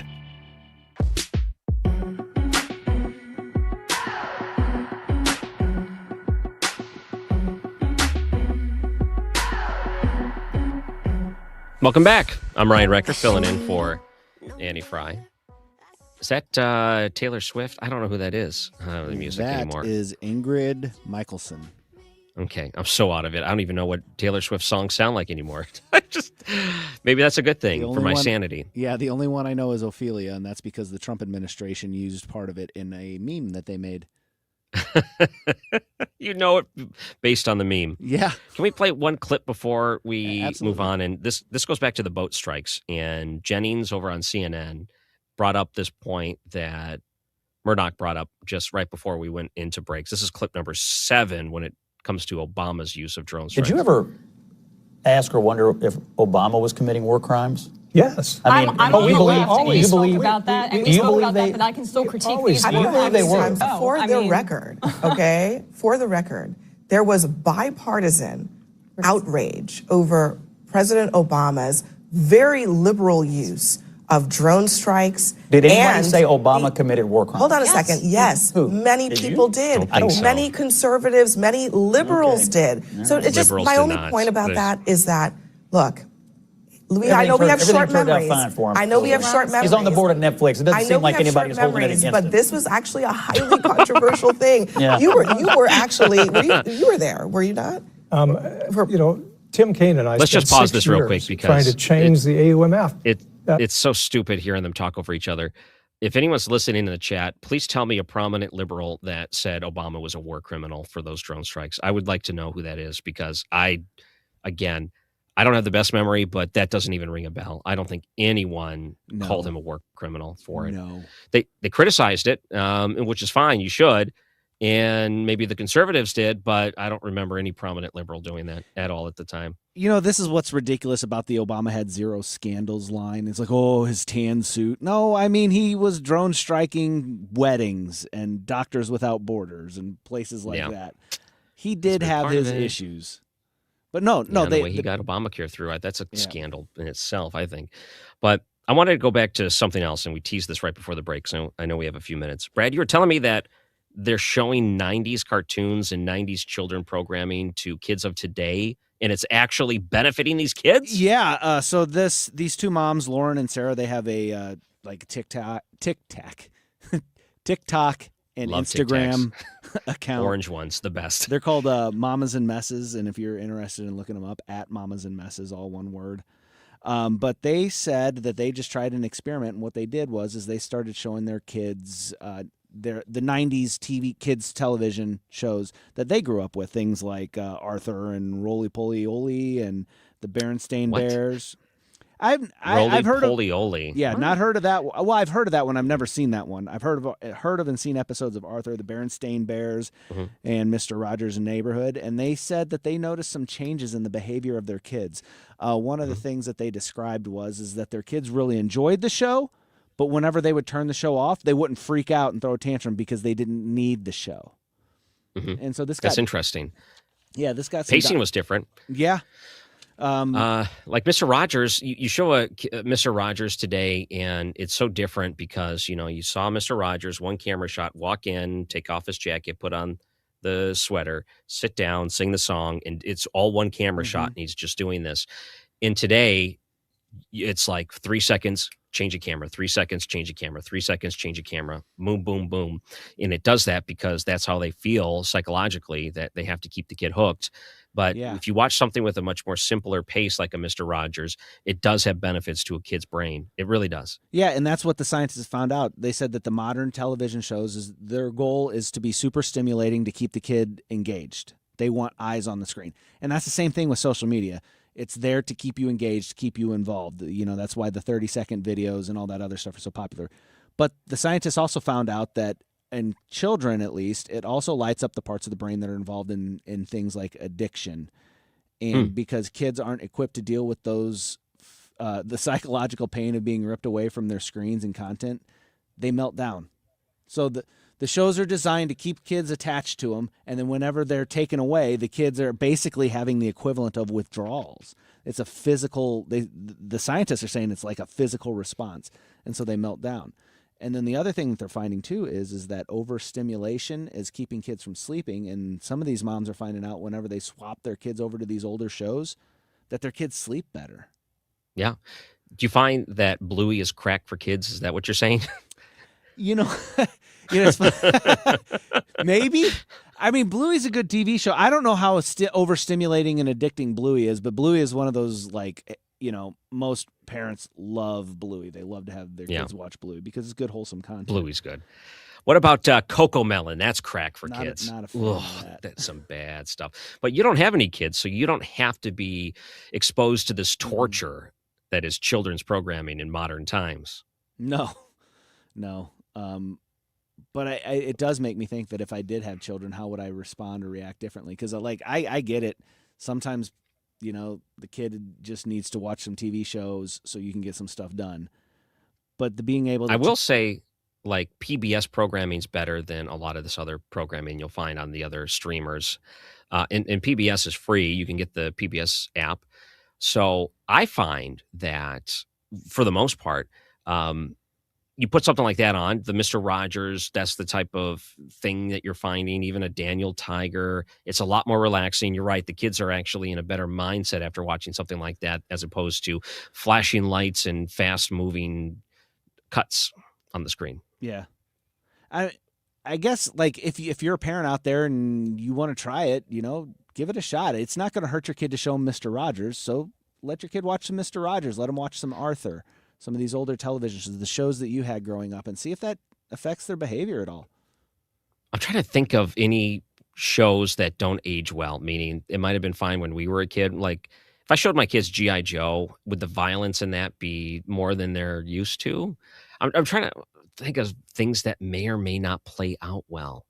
But most of the stuff for kids, like when you were watching Saturday mornings, it was for merchandise purposes, meaning they were meant to sell you something, sugary cereal, toy line, things like that. Transformers. So they weren't Transformers, man, they weren't really invested in the well-being or the educational side.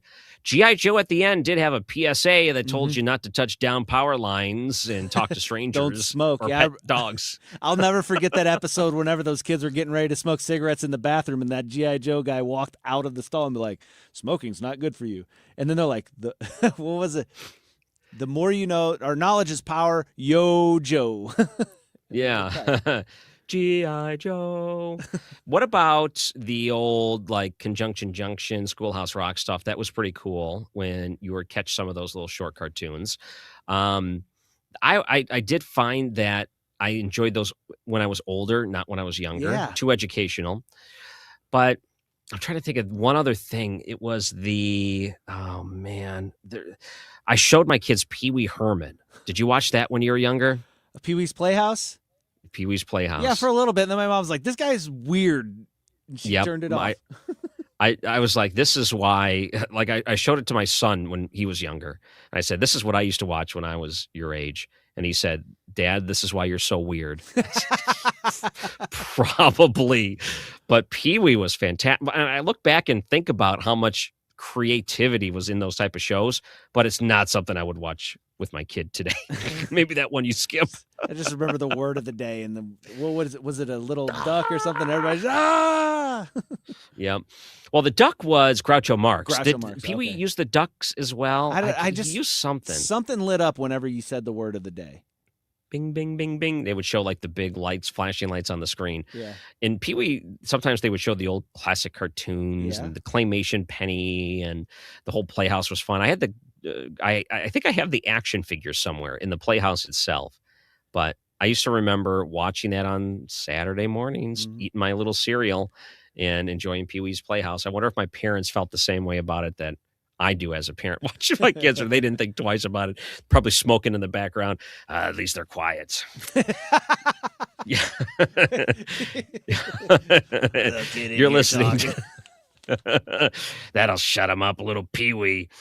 You're listening to the Annie Fry Show on 97.1 FM Talk.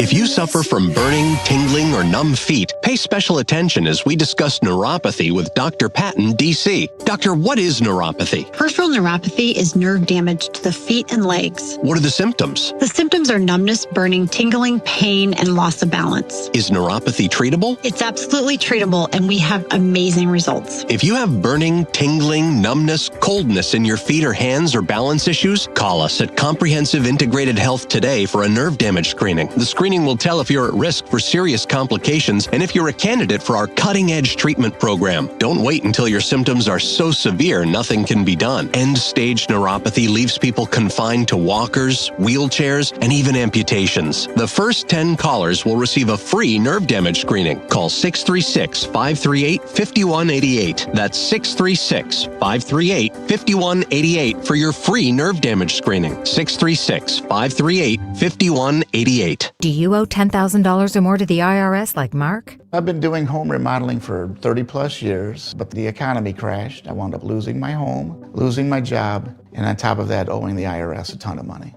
I owed the IRS $114,000. It really, truly was the worst part of my life. Then Mark found tax relief advocates. On news radio, I heard about TRA, and I thought, what's the worst that could happen? So I picked up the phone and I called them. When it was all said and done, TRA settled my $114,000 debt for $100, and I'm telling you, I was ecstatic. Could not believe it. Would recommend TRA to anyone. If you owe 10 or even hundreds of thousands of dollars to the IRS, don't lose hope. Do what Mark did and call TRA for a consultation. But TRA did. They gave me a second chance, and I'm forever grateful. Visit TRA.com or call 800-491-9914. 800-491-9914. That's 800-491-9914. Today's YouTube live chat poll.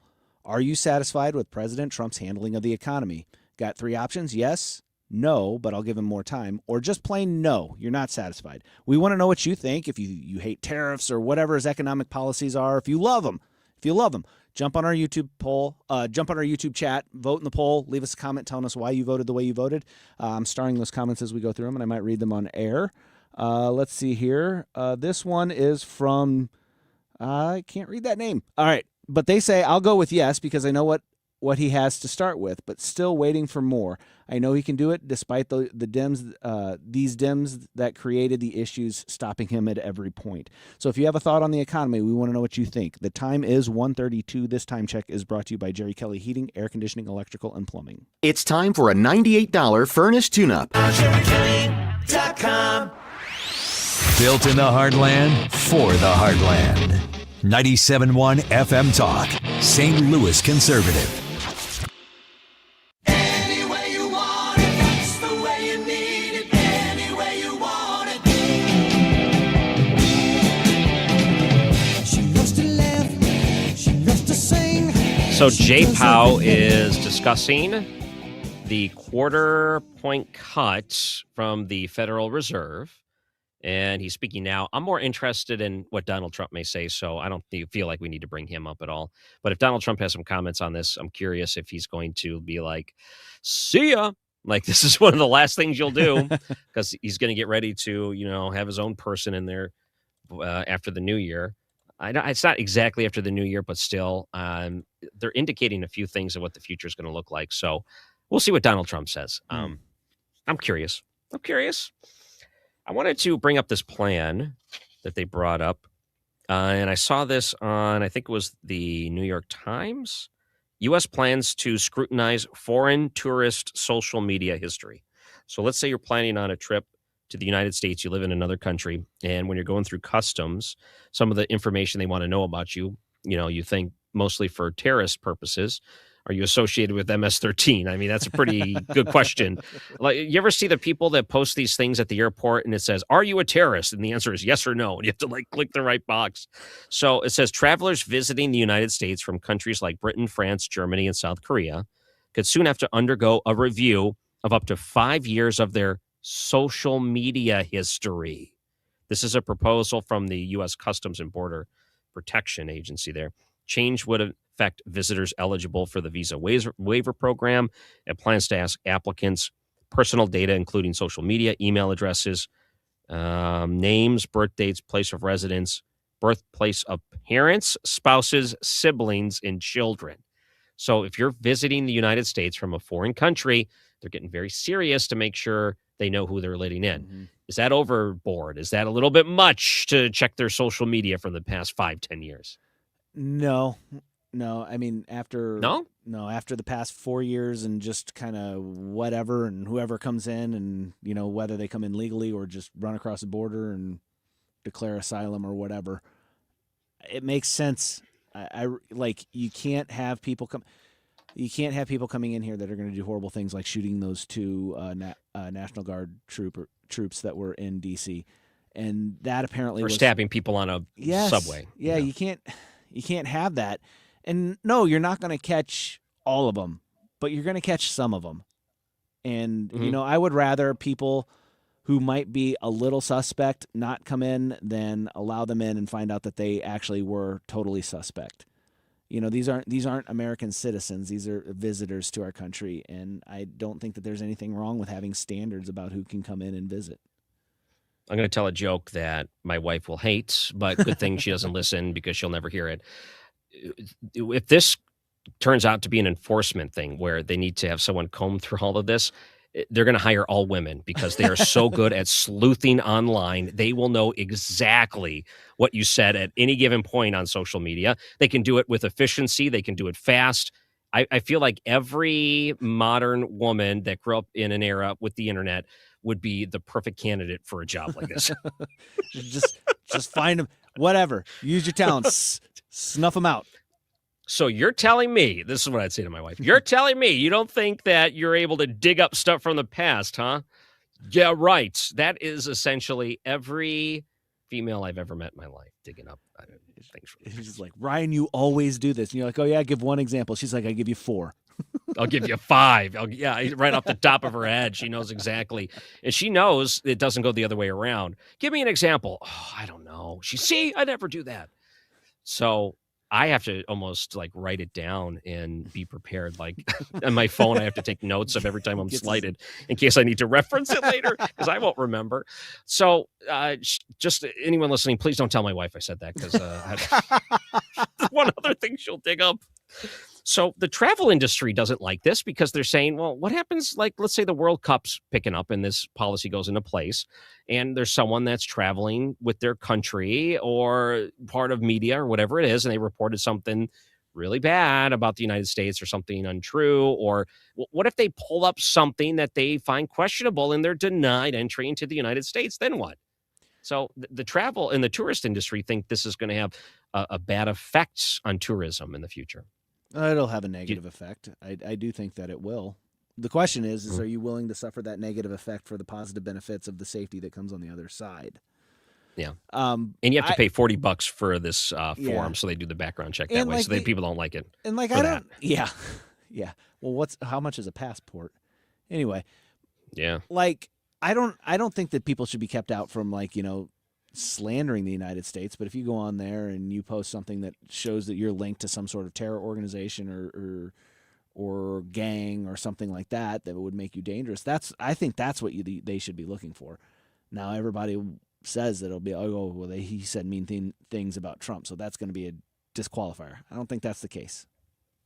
I think even Trump jokes about people saying mean stuff to him. Like, remember when last time I filled in, Mamdani was at the White House, and man, did they play that perfectly. Yeah, Donald Trump's sitting there, and he's like, go ahead, tell him really how you feel. It's all right. If you think I'm a fascist or whatever. And he's like saying things like that, and he's joking around with them. And I think the things that people say, as long as they're not like, it's different when a Stephanopoulos calls him a rapist in a news report versus someone doesn't like him and they call him an orange Cheeto, right? There's a difference between those two things. Yeah. So what will get you in trouble, what won't? But they're saying the scrutinizing tourist social media history, that could very well happen. New method involves looking at online speech and then denying travel based on discretion. See, this is what Mr. Cooper says. It'll be interesting to watch the tourism numbers. There's Cooper being one of these organizations that don't like this new approach. He was a critic of it. All right, we'll see. Something else I wanted to bring up here. Fewer Americans plan to tip this holiday. Fewer Americans are planning to tip their service providers compared to previous years. More than half, 56%, say they usually give big tips when they receive better service, but 2 in 5 say they simply feel obligated to tip regardless of service received. So Bankrate's latest survey found that fewer Americans in the past, compared to the past rather, are just not prepared to keep up this pace of tipping, which I'm surprised it took this long. I'll tell you, I was always looked at as cheap when I complained about tipping, and everyone called me cheap. I was a tightwad. I was this. And my stance for the longest time was, if I'm standing there and they're just flipping over an iPad, and I'm not tipping, if I have to stand through the whole service and you don't actually technically bring me anything to a table, I don't feel the need to tip. And people want you to tip on everything. Tip on this, tip on that. I am so tired of tipping. I've shut it down years ago. And now I feel like people are finally starting to catch up to that. Yeah, I was just looking up here because you're talking about like if you go to the coffee shop and they're like, here, do you want to tip us? Yeah. Like a lot of these places, and I remember like whenever I worked fast food, you are paid a minimum wage. You're not paid the minimum plus gratuities. You're not, like part of your wage isn't considered gratuities. And so getting a tip whenever I worked at Taco Bell was cool, but it was so few and far between. If I have to, like, I went up to one of those one of those little kiosks where you walk in and you can pick your own drink off the shelf. Then you go and you pick up the snack that you want, and then you scan your card and you go out. And it's like, do you want to leave a tip? And the answer is no. I don't want to leave a tip because there was nobody providing me service. You just provided me goods. I feel the same way about like coffee. You don't need to tip somebody who makes your coffee. I mean, you can if you want. If I have to walk up to the counter and get my food and carry it back, I'm not tipping you. I will tip waiters. I will tip my barber or whatever. I'll tip those guys, but I mean, this, like you said, it's out of control. They want tips for too many things. I tip my barber. but I, again, shave my own hair. So I just use the bathroom for that. Yeah, throw it in the jars, right. But this all started with me, at least I'm done with this. The tipping point was during COVID, and I remember everything shut down, and I went to the coffee shop that was closed down for a while. It was in St. Charles downtown. Can't remember exactly what it's called off the top of my head right now, but went down there, got my favorite coffee. They flipped the thing around and they said, how much would you like to tip? Not would you like to, but how much would you like to tip? And I was so turned off by the way they asked the question.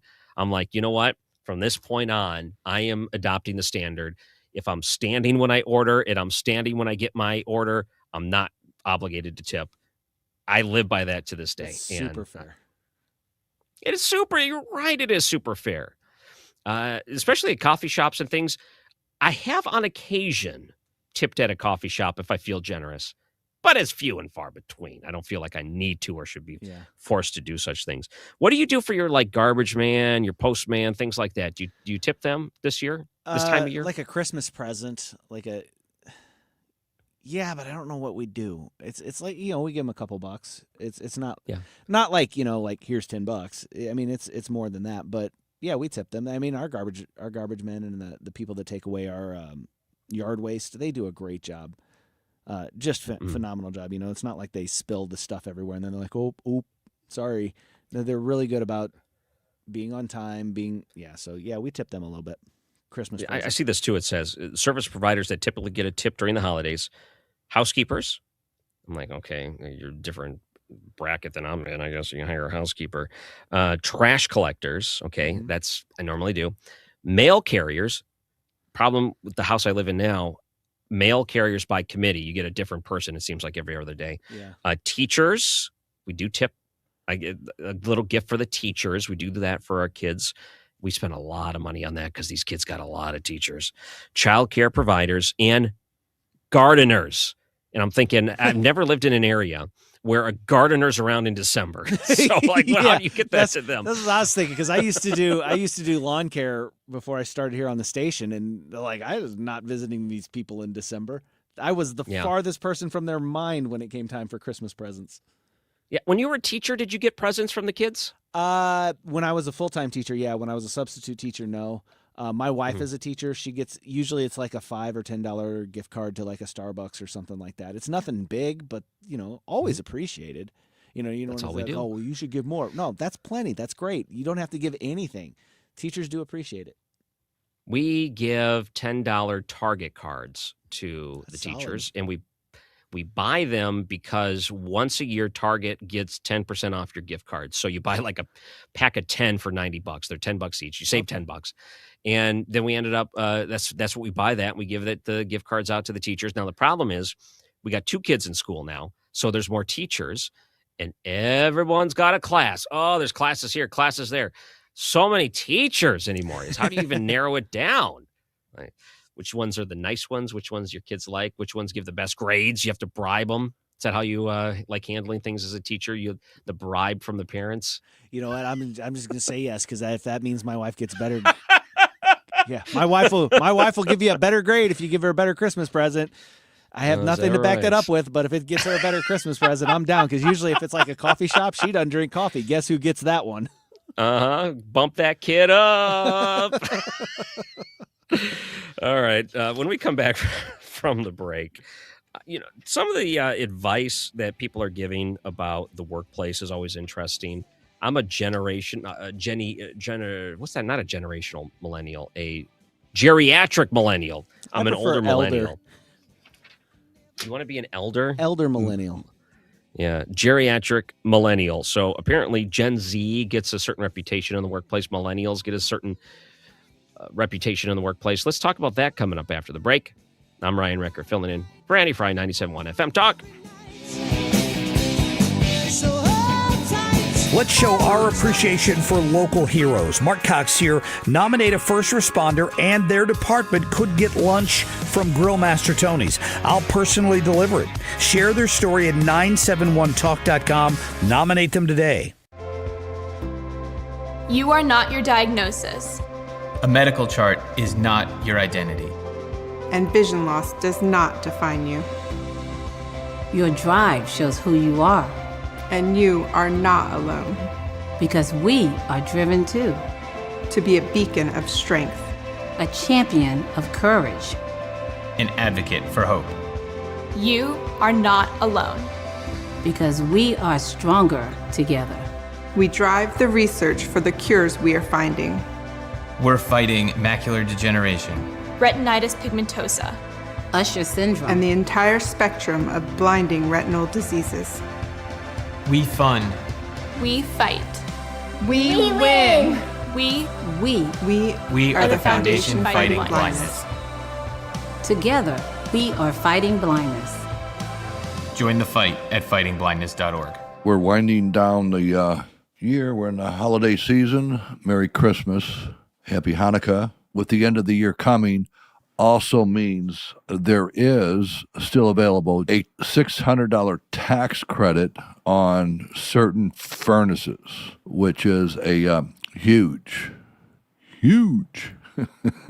advantage to us. You could either give it to the government, they can spend it on seeing how grass grows, or you could keep it and put it into a furnace for your house, which you worked very hard for. It's your money. That's what a tax credit is. So if you're paying federal taxes, $600 comes back to you that you can put into a furnace to the end of December. So if you need a furnace, call me, Bart Inman. One easy number, Missouri and Illinois, 314-293-2600. Only. Merry Christmas and God bless. Annie Fry is back because truth doesn't take a break. 97.1 FM Talk, St. Louis Conservative.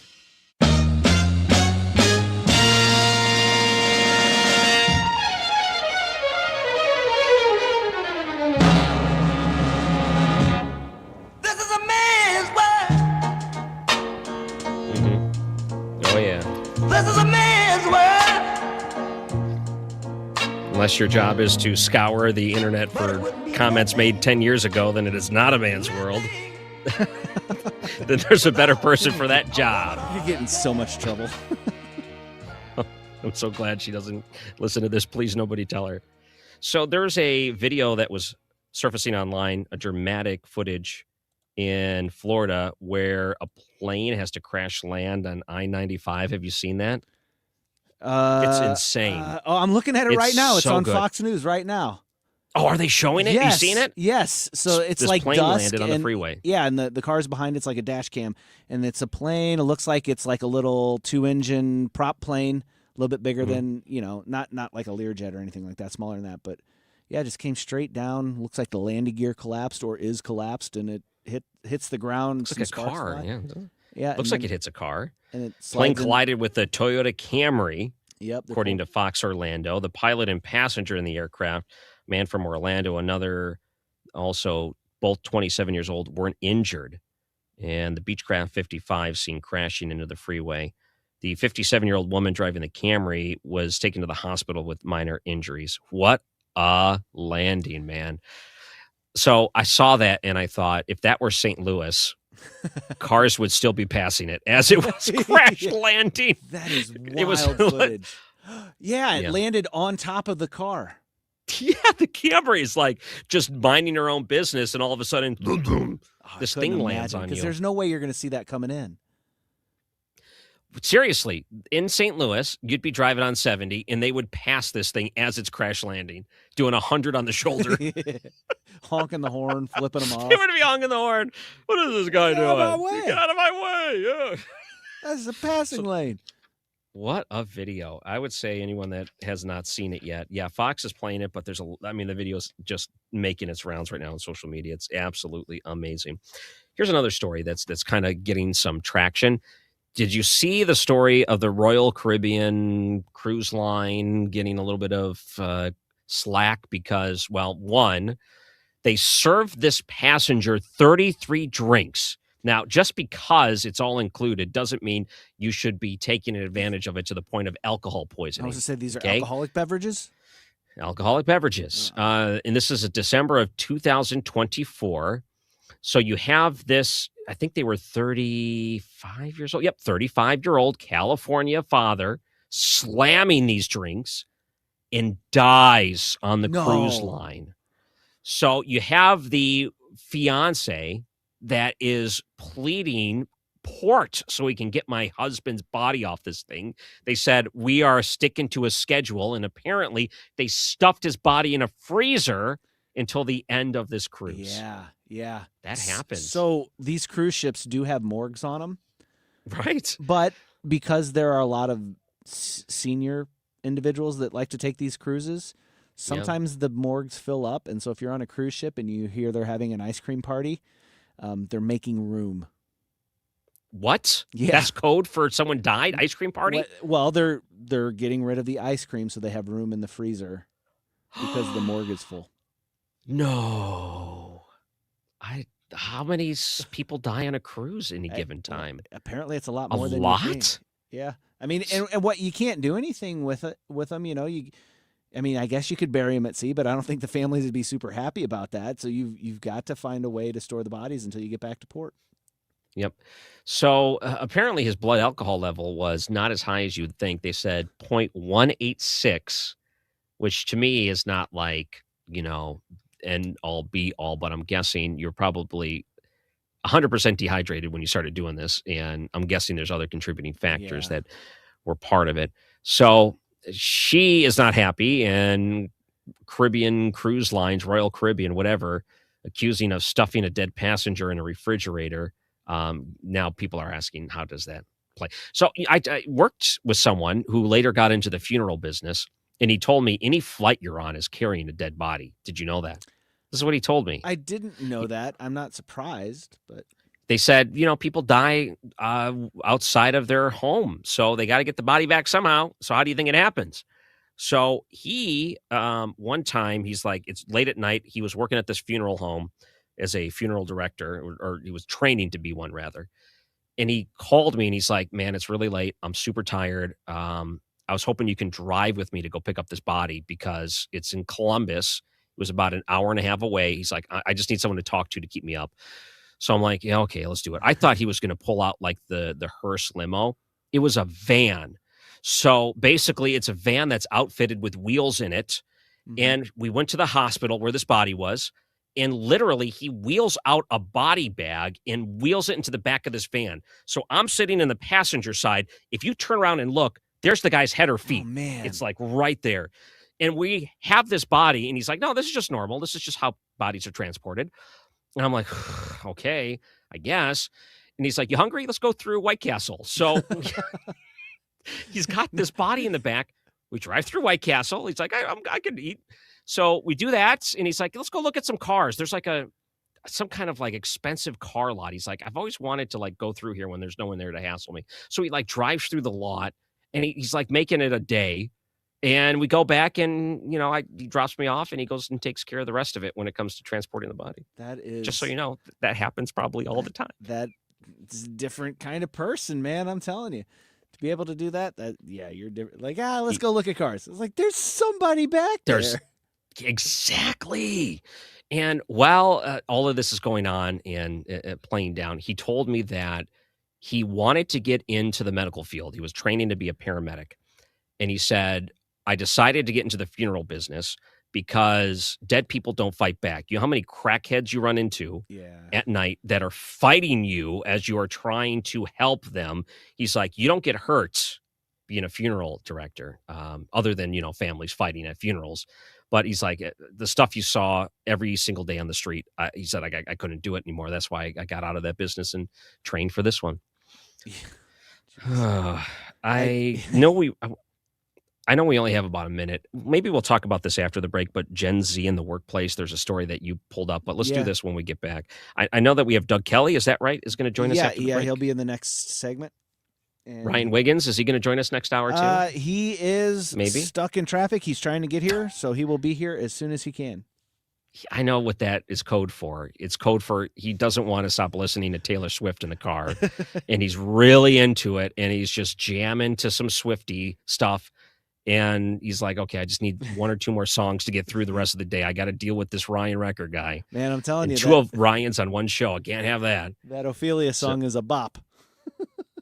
Ophelia is the latest single. Again, I don't care. I don't know why I'm asking. Oh, our poll question is the YouTube Live poll is up. Yep. If people are in the chat right now, what's the question again? The question is, are you satisfied with President Trump's handling of the economy? And you can say yes, you can say no, but I'll give him more time, or you can just say no. So not at all. Jump in Annie's Nope. YouTube comments. Leave a comment telling us why you voted the way you voted. We might read that comment on air. However you say it. No, thank you. Nah. I'm trying to think of more ways to say no. I was out of ideas. That would essentially be the last one. You know what? There's a lot to be said there, and I'm sure we will next hour. 97.1 FM Talk. Man made the boat for the water. New tax resolution firms are popping up every day with high-paid celebrity endorsers, advertising ridiculous claims in their TV ads. That's why they have the tiny, unreadable disclaimers at the bottom of the screen. Hi, this is Lance Drury with the Lance Drury Law Firm. Our ads never have those ridiculous, fast-talking, tiny disclaimers at the end because, simply put, there are no guarantees when it comes to the IRS and wiping out tax bills. And we don't make promises we can't keep. Of course, there are ways the Lance Drury Law Firm can help resolve your tax debt, but no company can guarantee it will eliminate it. This is why their clients call the Lance Drury Law Firm when those promises don't pan out. If you have tax problems, you have legal problems, call me, Lance Drury in St. Louis, at 314-260-6120 or visit Lance, DRURY law.com to schedule your free consultation with your local tax resolution law firm. The choice of a lawyer is an important decision and should not be based solely upon advertisements. License number E2014A. Hey, it's good to see you. You know, there's a certain way we do things around here, the Grasser way. The Grasser way? We don't cut corners and we don't take shortcuts. Not on the little stuff and not on the big stuff. We do the big stuff. That's right. Whole home generators that kick on the moment the grid gives up. Lights stay on, heat stays on, your family stays safe, so your house stays warm. And your ice cream stays frozen. Green is always Grasser at GrasserHomeservices.com. The team at Ricken Financial want to help you make educated and informed decisions about your retirement strategies. Why not rely on individuals who can optimize your thinking and optimize your plan and optimize all the resources and show you what's all available to be able to make a truly informed decision? Call Ricken Financial today, 314-207-6211 or online at rickenfinancial.com and join us for Kickin' with the Rickens, Sunday at 1 p.m. here on 97.1 FM Talk. Investment advisory products and services made available through Impact Partnership Wealth, LLC, IPW, a registered investment advisor. KFTK FM Florissant from the Kaufman Townsley St. Louis's Injury Lawyers Studio. Call 314-777-7777. That's 314-777-7777. The Fed makes a move. On Lisa Brady, Fox News. A third straight quarter-point cut in the Fed's benchmark interest rate. Conditions in the labor market appear to be gradually cooling, and inflation remains somewhat elevated. Fed Chair Jerome Powell also noting that some reports are still missing because of the recent government shutdown, but he says the central bank is now well-positioned to see how the economy evolves going forward, and they're boosting the growth forecast. In our summary of economic projections, the median participant projects that real GDP will rise 1.7% this year and 2.3% next year, somewhat stronger than projected in September. Pointing in part to resilient consumer spending and impacts of AI on business investments. Democrats blame the Trump administration for what they call an affordability crisis, though. Delaware Congresswoman Sarah McBride says Republicans made a choice. A choice to impose a tariff tax on small businesses and consumers. A choice to cut food assistance. And a choice to insert a $1 trillion bomb into the center of the American healthcare system. But the president's team says his policies are working and have the economy moving in the right direction, away from problems they blame on the previous administration. House Speaker Mike Johnson. The Biden administration spent like drunken sailors, and they attempted to tax and regulate their way to prosperity, and we all knew when they were doing it that it would not work. It had exactly the opposite effect. Test votes are expected tomorrow in the Senate on competing health care plans. From the Democrats, a proposed extension of Obamacare subsidies. Republicans would shift that money into government-funded health savings accounts instead for millions of Americans. Both sides say action is needed to lower premiums, but neither plan appears to have the votes needed to advance. The White House confirming a call between President Trump and the leaders of France, Britain, and Germany about a peace plan for Ukraine. Ukraine and Europe expected to offer their own proposal. America is listening to Fox News. As a mom, Comforting my family is what I do best. Vicks Vapor Stick provides soothing, non-medicated Vicks vapors in an easy-to-apply stick, and it dries fast, so there's no mess. I use it to comfort myself and my family. Thanks, Mom. Vicks Vapo Stick, soothing comfort for the whole family. And try Vicks Vapo Shower Max for steamy Vicks vapors when you need more comfort for yourself. Use as directed. Sniffles and sneezes got you down? GoodRx is here to help with big savings on commonly prescribed cold and flu meds. GoodRx is free and easy to use. GoodRx is accepted at all major pharmacies like CVS, Walmart, and Walgreens. Just search your prescription, find a coupon, then show your pharmacist at the drop-off counter. GoodRx is not insurance, but it works whether you have insurance or not. If you do, GoodRx may beat your copay price. Download the free app or visit GoodRx.com to save today. Air Comfort Service, heating, cooling, and insulation, weather. Changeable skies this afternoon. Our temperatures continue to slowly drop, mid-30s by sunset, and the winds are something fierce. Some of the wind gusts pushing 50 miles per hour. Cloudy skies. A couple of snow flurries here and there. That's about it, though. 28 Thursday, mostly cloudy. A couple of flurries, 38 degrees, 42 on Friday. But then a boatload of cold air comes in for the weekend. This is 97.1 FM Talk. Chief Meteorologist Dave Murray. The Annie Fry Show is sponsored by Air Comfort Service Heating, Cooling, and Insulation. If you need a new furnace, get Carrier Cool Cash rebates and 0% financing so you'll be nice and cozy as the weather turns. For a free estimate on a new heating system, visit aircomfortservice.com. Annie Fry, Ryan Wiggins, Brad Ring. That's us. That's right. Gotta love this American ride. What do you want from me? I'm not America's sweetheart. For goodness sake, kid. Keep your voice down. Your father's listening to the radio. I'm not America's sweetheart. This is the Annie Fry Show on 97.1 FM Talk. And welcome back. I'm Ryan Recker, filling in for Annie Fry. Another hour here. If you haven't already voted in the YouTube live chat poll, you should go do that. Are you satisfied with President Trump's handling of the economy? There's a lot of talk about that after the rally in Pennsylvania yesterday. So go and get that in. We'll get the results later this hour. Joining us now is the executive director of the American Edge Project, Doug Kelly. Thank you for coming on. Hello, Doug. I think we got you. Almost. Doug, are you there? Ryan? Yeah, oh, we got you. We got you. There we go. Yeah, I know. Can I tell you what's in pretty much every newscast in the past month? Data centers and the demand that will be necessary to keep up with the energy needs for those sort of things.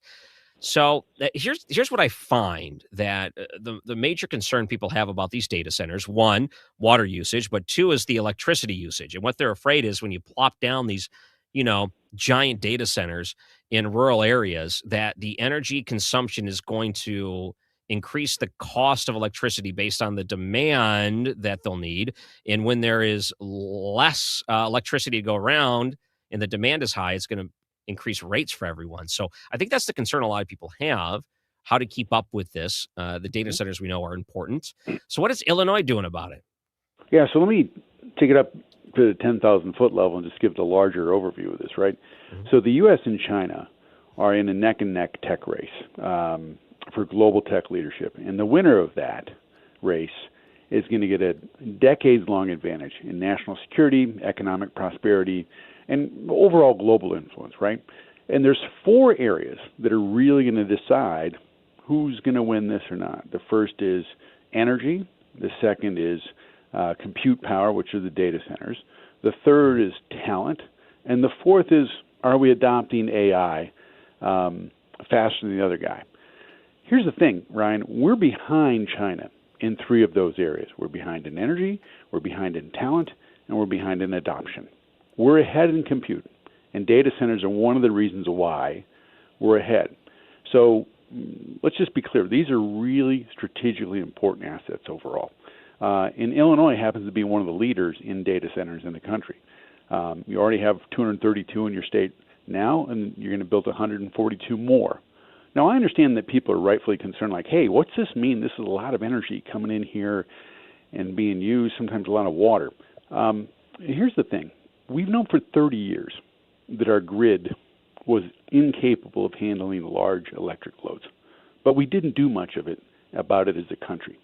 We let the grid get old, we let it get outdated, and we let it get weak between regions, so we can't move power in between, say, the East Coast to the Midwest to the West very easily to make sure we can meet all our different needs.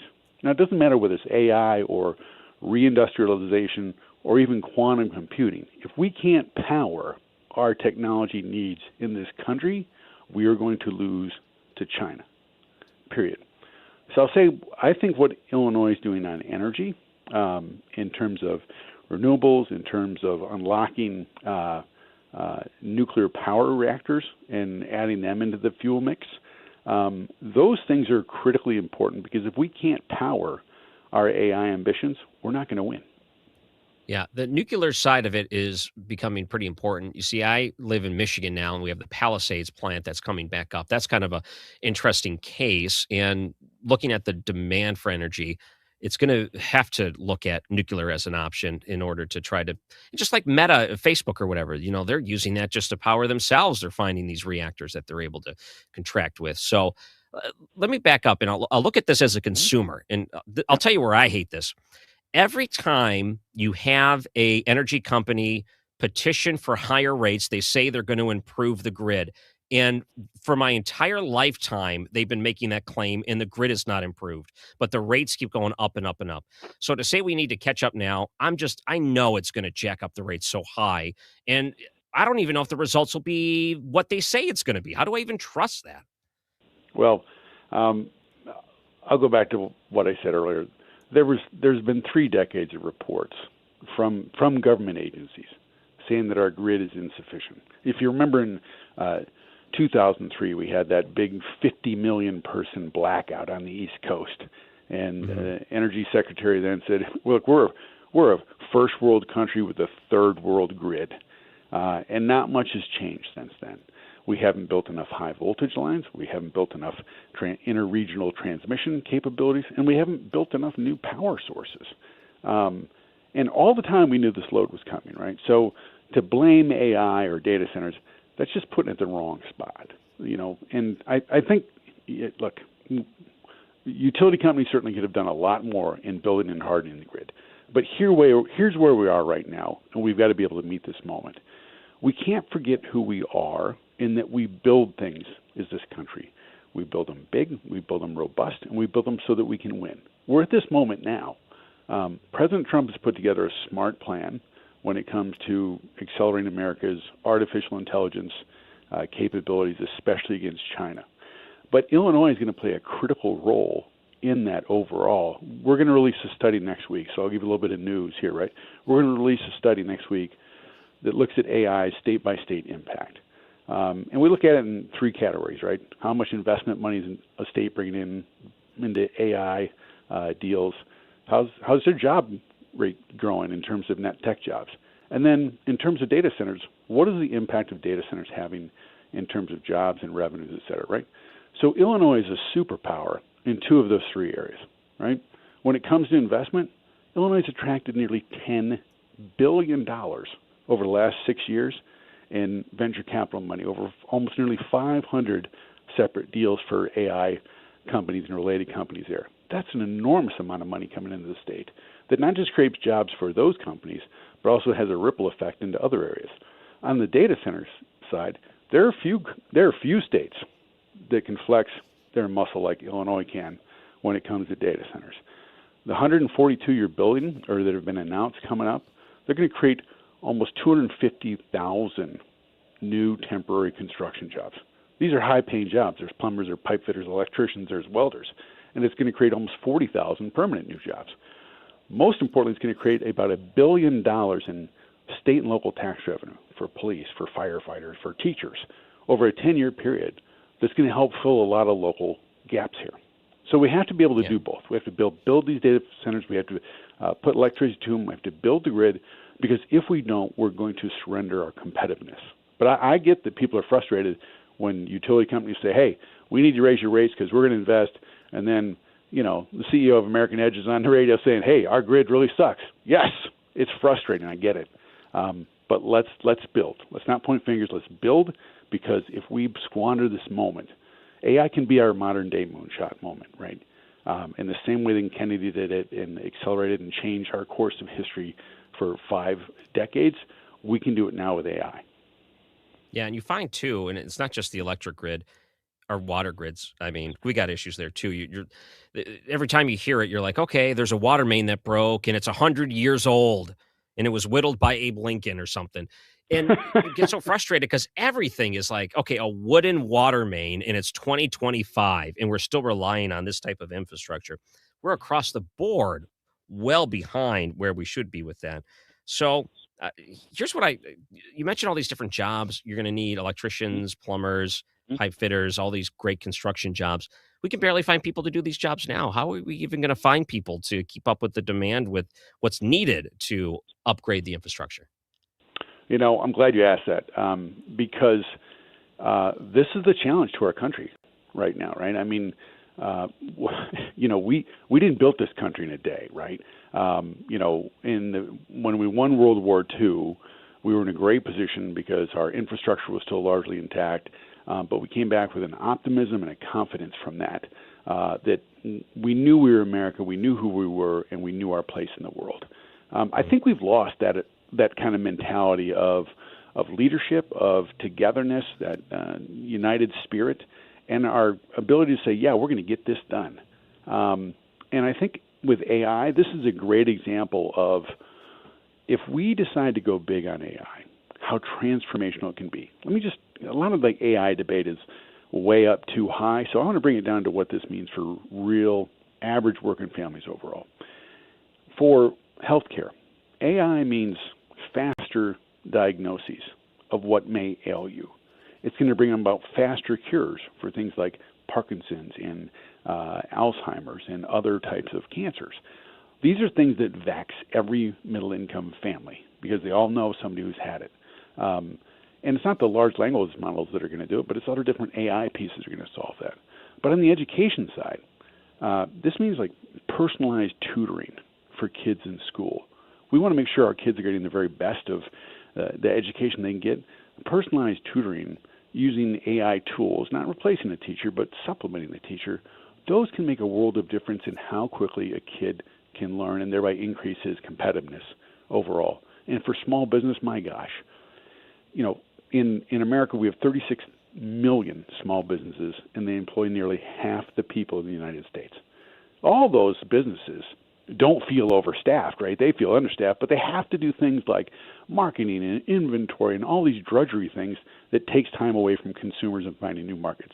A lot of these AI tools can help speed up marketing writing, speed up their social media writing, speed up their inventory taking, so that it frees them up to do new things with their existing team, to do more profits so they hire more people overall. So there's real benefits that are coming from AI.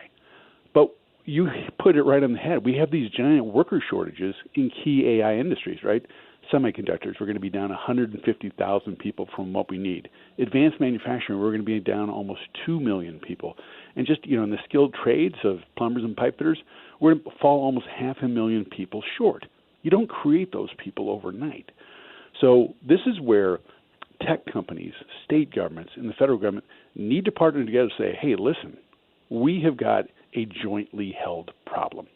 If we can't find the workers in these AI sectors, or whether it's quantum or other things that Illinois has a lot of, we're going to fall behind, and we're going to miss this moment.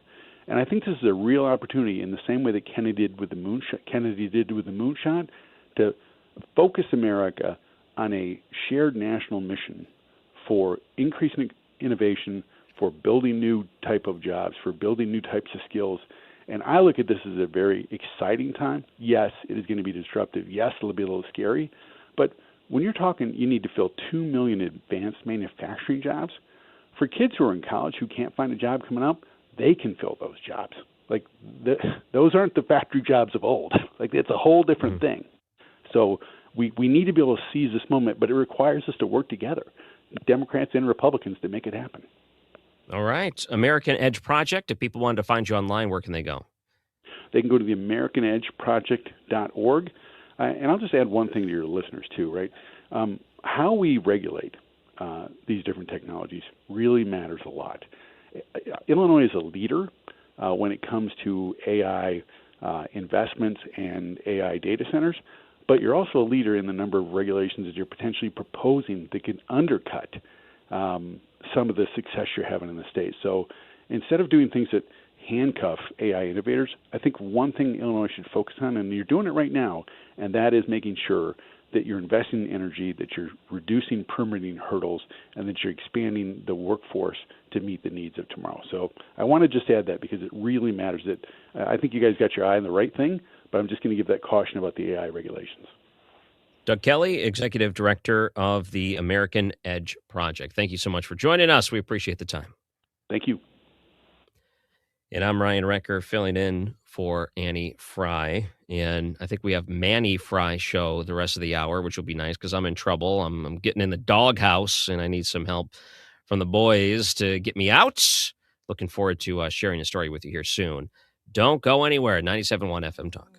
Your baby boy would save our sons and daughters. Did you know that your baby boy has come to make you new? This child that you delivered will soon deliver you. Mary, did you know that your baby boy will give sight to a blind man? Mary, did you know that your baby boy will calm the storm with his hand? Did you know that your baby boy has walked where angels trod? When you kiss your little baby. What stresses you out about the holidays? Maybe it's getting that house just perfectly clean. If that's the case, call my friends at Zero Res. Mark Cox here. Is your house ready for the holidays? Well, here's your phone number, 314-474-2020. That gets you to Zero Res. Here's the deal. If you need your season to be jolly and you don't want to stress out and you want to make sure the house is perfectly clean to impress your in-laws and your friends when they come over, just remember, you can Zero Res anything. They can do grout and tile and carpet and air ducts and hardwood. It is for your home and your business. Zero Res can handle it all. They do it with zero residue, no harsh chemicals or cleaners, and your house is beautiful. Go ahead and get it clean. Don't miss out. Call 314-474-2020. Tell them you want the 97.1 special. The spots are filling up fast. Go to ZeroResSTL.com. You're listening to Leaf Filter Radio, and the guru of gutter protection himself, Chris Coonahan, is here to take your most pressing leaf-related questions. Hey, everybody, Chris here. I understand we have Ron on the line. Ron, where are you calling from? Uh-oh. Ron, are you calling from a ladder? Well, I was. I wanted to ask Chris what I need to do to get my gutters ready to have leaf filter installed. Oh, Ron, you don't have to do anything. A Leaf Filter Trusted Pro will come out and clean out your gutters, realign and seal your gutters, and install Leaf Filter, America's #1 gutter protection system. So I didn't need to get on this ladder? Ron, Leaf Filter Trusted Pros are in your neighborhood and ready to help. Just visit leaffilter.com/radio to schedule your free gutter inspection and get up to 30% off. Thank goodness. What was that site? To get this special radio offer, go to leaffilter.com/radio for your free gutter inspection today and get up to 30% off. That's leaffilter.com/radio for up to 30% off. leaffilter.com/radio. See representative for warranty details. If you want thick, healthy, gorgeous hair, then you need Hair Volume from New Nordic. Available as a tablet or delicious gummy, Hair Volume is available online at Amazon and NewNordicUSA.com or in the hair care aisle at your local CVS. You're listening to The Annie Fry Show on 97.1 FM Talk, St. Louis Conservative.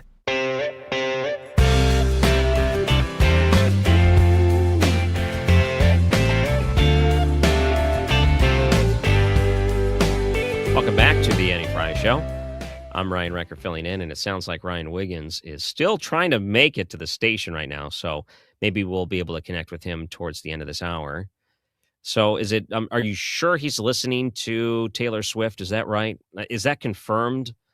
I think it is. Yeah, he's not here to defend himself. He's totally listening to Taylor Swift. Big Taylor Swift fan. He likes to listen to Taylor Swift when he goes to the gym, whenever he's lifting weights. And he's also one of those people, like, he doesn't listen to Taylor Swift quietly. He puts his headphones on his shoulders and flips them out so everybody else has to listen to what he's listening to. Yeah, he wants other people to know he's listening to Taylor Swift, and he wants other people to know he's the biggest Taylor Swift fan. So that's what you would do. So we'll talk to him later this hour about all the things he's done for Taylor Swift in the past. So there's a few things in one that I wanted to bring up last hour, and we didn't get to do it. But Gen Z in the workplace is not as bad as we thought. So Gen Z is a younger generation from us, Brad. Yeah. And we are geriatric millennials. We wake up with back pain. You don't believe that? No, we are, but I got a better word for it. It's elder millennial, or we could call ourselves centennials. Centennials. There's a 19 on my birth date. That's all you need to know. Mm-hmm. What's Gen Z again? How old are they roughly? Oh, are they like the youngest of the young? 20. No, they're not the youngest because I think that's Gen Alpha now. I think Gen Z is like graduating college and starting families now. So Gen Z is between 97 and 2012. So there's some 1900s people born in the late 90s. People born in the 1900s. They get the impression that they are lazy in the workplace. Are they lazy in the workplace? Well, that's the rap that they get. You know, CEOs complain about things like, you know, they don't know how to work. They show up. They're too casual. They can't communicate. All of these other things. And some CEOs are even going as far as to say they avoid hiring Gen Z workers if possible. But Allison Green, who is with CNBC, says that's actually not really a fair assessment. Millennials are coming out, you know, they're graduating, they're going into the workforce. Or I'm sorry, millennials. She said we used to say the same thing about millennials, and then they said the same thing about Gen X before that. That they get into the workforce and they're just not the right type of worker, which isn't really fair because, you know, you and I being millennials, albeit on the older end of the spectrum. Geriatric, which you don't like to say. No, we're not geriatric. You can call me geriatric whenever I'm using a cane. But, you're not geriatric. But what she's arguing is that it's really just a lack of experience. And she said that Gen Z actually has a little bit more difficulty because they went to school, they were getting their degrees or going to college and going to high school during the pandemic. And the pandemic really did, and studies bear this out, that the pandemic really hamstrung education and stuff like that because we shut everything down, made people stay home. So that would apply, like they don't want to come to work in dress clothes. They want to come to work in like, you know, athleisure and stuff like that. My experience with Gen Z in the workplace, lines up with her. Some of the hardest working people that I've ever worked with are Gen Z. I think of Ethan out there. Ethan works his tail off. He's an associate producer. Like he comes in when he can, and he would come in, but he's producing Mark Reardon's show right now. So he's doing his show and our show. Then there's sitting next to him, busting out videos, is Daniel. He's Gen Z. He's doing a great job. He always works. Daniel is one of the most polite people I have ever met. I come in, he's like, "How you doing, sir?" And it's like, "I'm Brad. You don't have to call me sir." But he's always super polite to me, and I really appreciate that. Heck, Hannah, you remember Hannah whenever she was on the show? Hannah busted her tail, and now she's got her own show, and she's doing her own thing. Gen Z, yeah, it's a bad rap. It's just that old. Hold on. Counterpoint. I'm going to throw the counterpoint at you. 6, 7. That's the generation you're dealing alpha. with. That's Alpha. That's Generation Alpha. Let's not put that's that on Alpha? That's not. Yeah, that's Wait, they don't Gen do the Alpha. 6, 7 thing? No, they. You know what? I might need either Ethan or Daniel to come in here and confirm this, but I think they think it's as ridiculous as we do. But so that we have that in common. Yeah. But you know, it's kind of like along the lines like millennials suffered the stereotypes of Gen Z when Gen Z was in grade school and stuff like that. There's like, oh, those millennials. It's like, that's actually Gen Z that you're complaining about. But it's always been that way. The previous generations complain about the young kids because the young kids don't do it their way. So. Yep. Do you wish you were a Gen Z? If that meant that my body hurt less and I had, you know, if I was if younger. you had to start over, like let's say you weren't born in the 80s, you were born in 2000. Wouldn't trade it. Wouldn't trade being I born wouldn't in either. the 80s So that's basically the experience. Yeah. We know what experience those that were born in like 2000 had Yeah. to deal with. I don't want that. I don't want any of that. I don't want to grow up with social media. Like, we all made the same mistakes that Gen Z's making, that everybody makes. We all made those mistakes. Our mistakes weren't filmed and broadcast on the internet forever. Yeah. You know, I don't. Is wanna Donald deal with Trump that. still speaking at the Economic Roundtable? Yeah. Howard Lutnick's talking right now, but yeah, it's an economic roundtable. Can we listen to just a minute of that before we go to break? I'm just curious what that sounds like. Change that, and now we're going to build it here. You've done everything you can, and you've heard trillions and trillions of dollars of technology build coming home to America to protect and defend us and use our innovations here. You're driving interest rates lower, and you're going to continue to drive them lower. That makes it cheaper. It makes it more exciting to build here. You're blowing out the regulatory deep state so that people can build here and do it fast. And the last thing is, because of our investment in energy that drive down the cost of energy for all Americans, including the people who are building here, drive down the cost of energy. It's great for America. Put So who's all this of that speaking right now, together, Brad? and you're going Commerce to see Secretary the Howard greatest Lutnick. growth Oh, the gotcha. United States of America has ever seen. You're going to see north of 4% next year, and then it's going to go up from there to 5s and 6s. This president's going to drive the greatest GDP growth, led by the tech sector, coming home and driving growth. Well, thank you. You know, one of the things I'd like to say just before going over to Michael, and this Michael, and then we'll have this Michael, all right? But one of the things I'd like to say is, in the old days, when you announced really good results in this country, the stock market went up. And that's the way it should be. And we're going back to that. Because otherwise you Yeah, can never... that's true. I mean, that's a really good attain observation. True greatness. In other words, GDP at 4. Oh, 4 is so high. Let's raise interest rates and kill it. And we're going to go back to the old days. When we announce great results, it doesn't mean we're going to raise interest rates and try and kill it. It means that instead of 4% GDP or 3%, which I say it's so wonderful, 3%, it should be able to be 20 or 25%. I don't know why it can't be. You shouldn't kill it. And so we hope that if this country announces great results, because you're going to see great results over the next couple of years, all these plans, and I'm not just talking about I think he makes a AI. pretty We good have point the there. biggest Real number quick, of Brad, before we go to break, you find it weird that Donald Trump held a press conference the same time Jerome Powell was giving the Fed press conference? Do you think there's competing conferences there that means anything? Nothing new.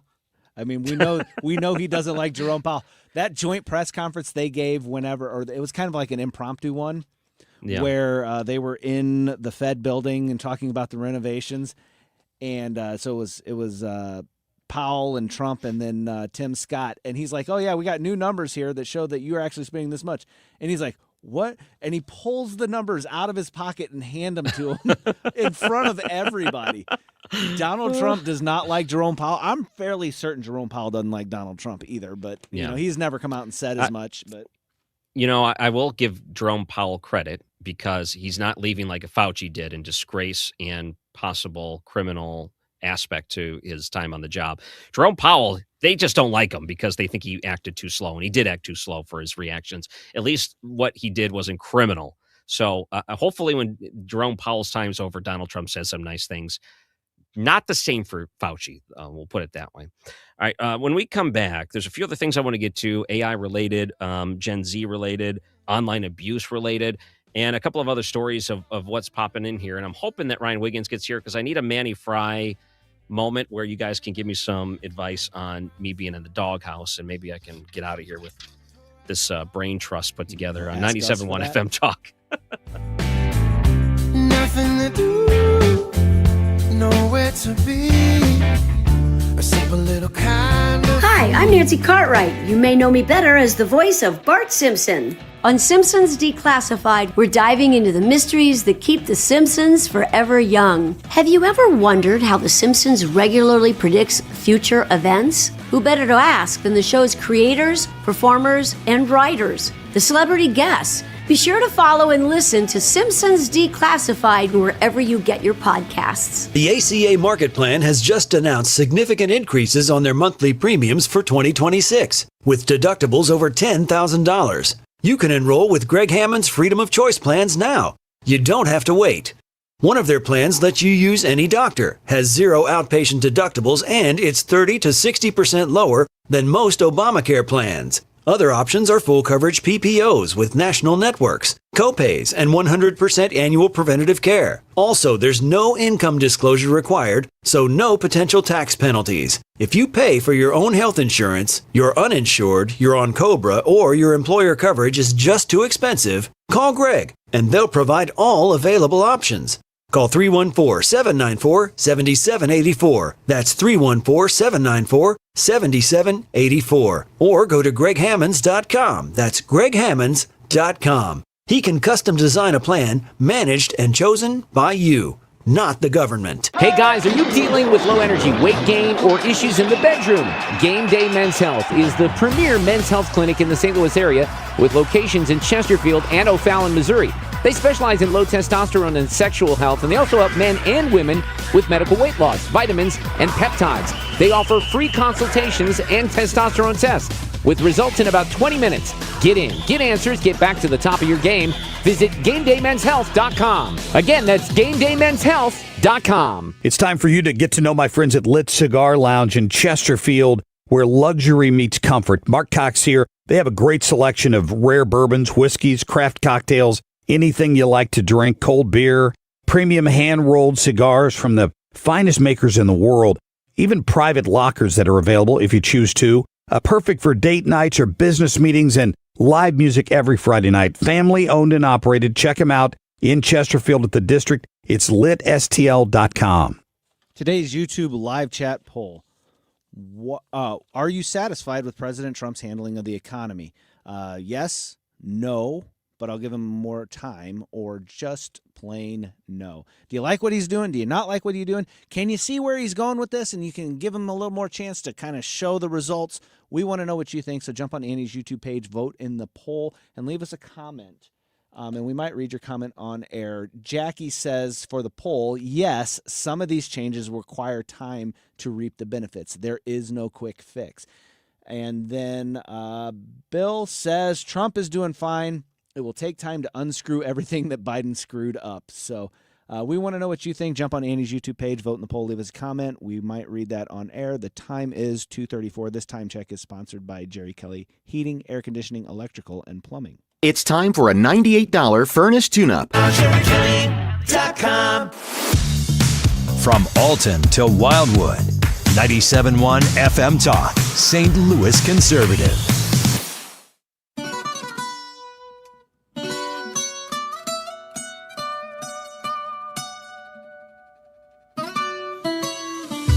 Come and move that in my direction. So thankful for that, it's such a blessing, yeah. Turn every situation into heaven, yeah. Oh, Welcome back. You are. I'm Ryan Recker, filling in. Can I read you a headline that's never once been said before? It's a totally unique, really modern day headline that perhaps will be used in the future, but at least for now, this is a first. All right.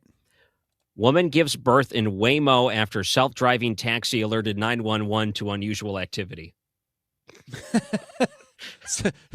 That's a first. That poor taxi had no idea what was going to. Like, that's not normal. Yeah, the robot taxi AI. What's going on here? What's this? Yeah. Why, ma'am? Are you in distress? Yeah. Wait a minute. You only paid for one person. Get out. They're like, the AI is no hard. The rate goes Get up. out of here. We're calling the police. We've alerted them. So the mother was on the way to the University of California, San Francisco Medical Center on Monday when she delivered inside the robo-taxi. Can I just say that, Mom, are you insane? You get a robo-taxi and you need to go to the hospital for the birth of your child? Why would you trust a robot taxi for that? Maybe anything could go wrong. The thing could get stuck. It could just not move. It could be, delayed because of the sensors aren't working. You got to get to that hospital. Don't get a robot taxi. Yeah, I mean, maybe that's all you can get, though. How far out is the Uber? I mean, you don't really want to call 911, do you? No, not really. So, because you probably don't think you're giving birth right that moment. Right. Probably happened pretty quick. How much stress do you think she's in? She's like, Please work. Well, Please like, work. like that's the other side of it too. Was there nobody in the car with her? It was just her in the taxi by herself? Yeah, it sounds like it. It That'd says be- yeah. Waymo declined to elaborate on how the vehicle knew something was bad. So it was the actual vehicle that called the 911.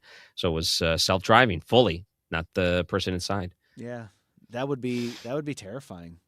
You're just in a I'm going to robot read taxi. another thing to you. Tell me if you think this is out of line. So, I'm going to say I hate this website, Study Finds, but they're very popular. I mean, it's for radio people. It's like, okay, whenever you see something from Study Finds, you're like, this is like cheating. This is like the lazy way to find content for a show.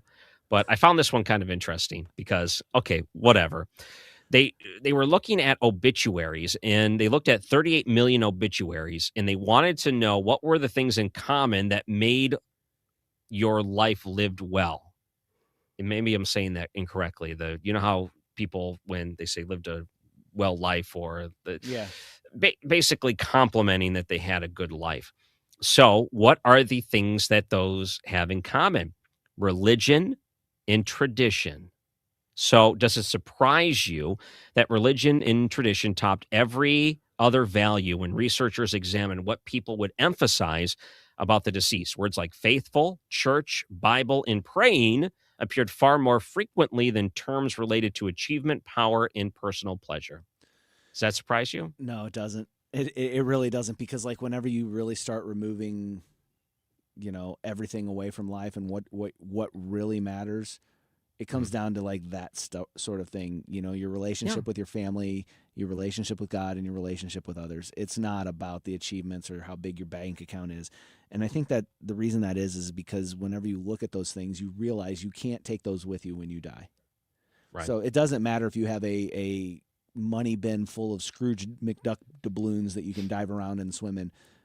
That stays here. That stuff's temporal. It doesn't last. And when you talk about eternity, that's where your family and friends come in and stuff like that. And so who you are as a person to other people, I would say tradition is big, that family would fall under tradition, family traditions, all of those things. And certainly your faith, people who are. What if, let's say you work with someone and for a hobby, they decide to write obituaries for people they work with that are still alive. Would that be a weird hobby? Yeah. I mean, as long as they're funny, but still is like, that's odd. What made you come up with that? Why, do you know somebody that does that? No, I'm just thinking no one does that as a hobby. Like that's a brand new hobby. I mean, we could be trendsetters in that and then start a blog and you just create obituaries for people that are still alive. Hired to write obituaries. I'm not dead yet. You do it for fun. You don't, I wouldn't say get hired or anything like that. It says a critical crisis changed how Americans remember the dead. Major cultural events didn't just shape how people live. They changed how survivors remember the dead. So let's say they lived through September 11th, lived through the Holocaust, things like that. Those are also trends where people will point out something significant that happened there. But one person also said people don't really think about the 2008 financial crisis the same way. And rightfully so. I don't think I'd want that in the obituary. It survived the 2008 financial crisis. The housing crash. They survived the housing crash. Do you think people are going to say survive COVID? Do you think anyone's going to put that in obituaries? Some will. I don't think most will. I think there are some people out there that that will be really like they made it through COVID, which was a really big deal.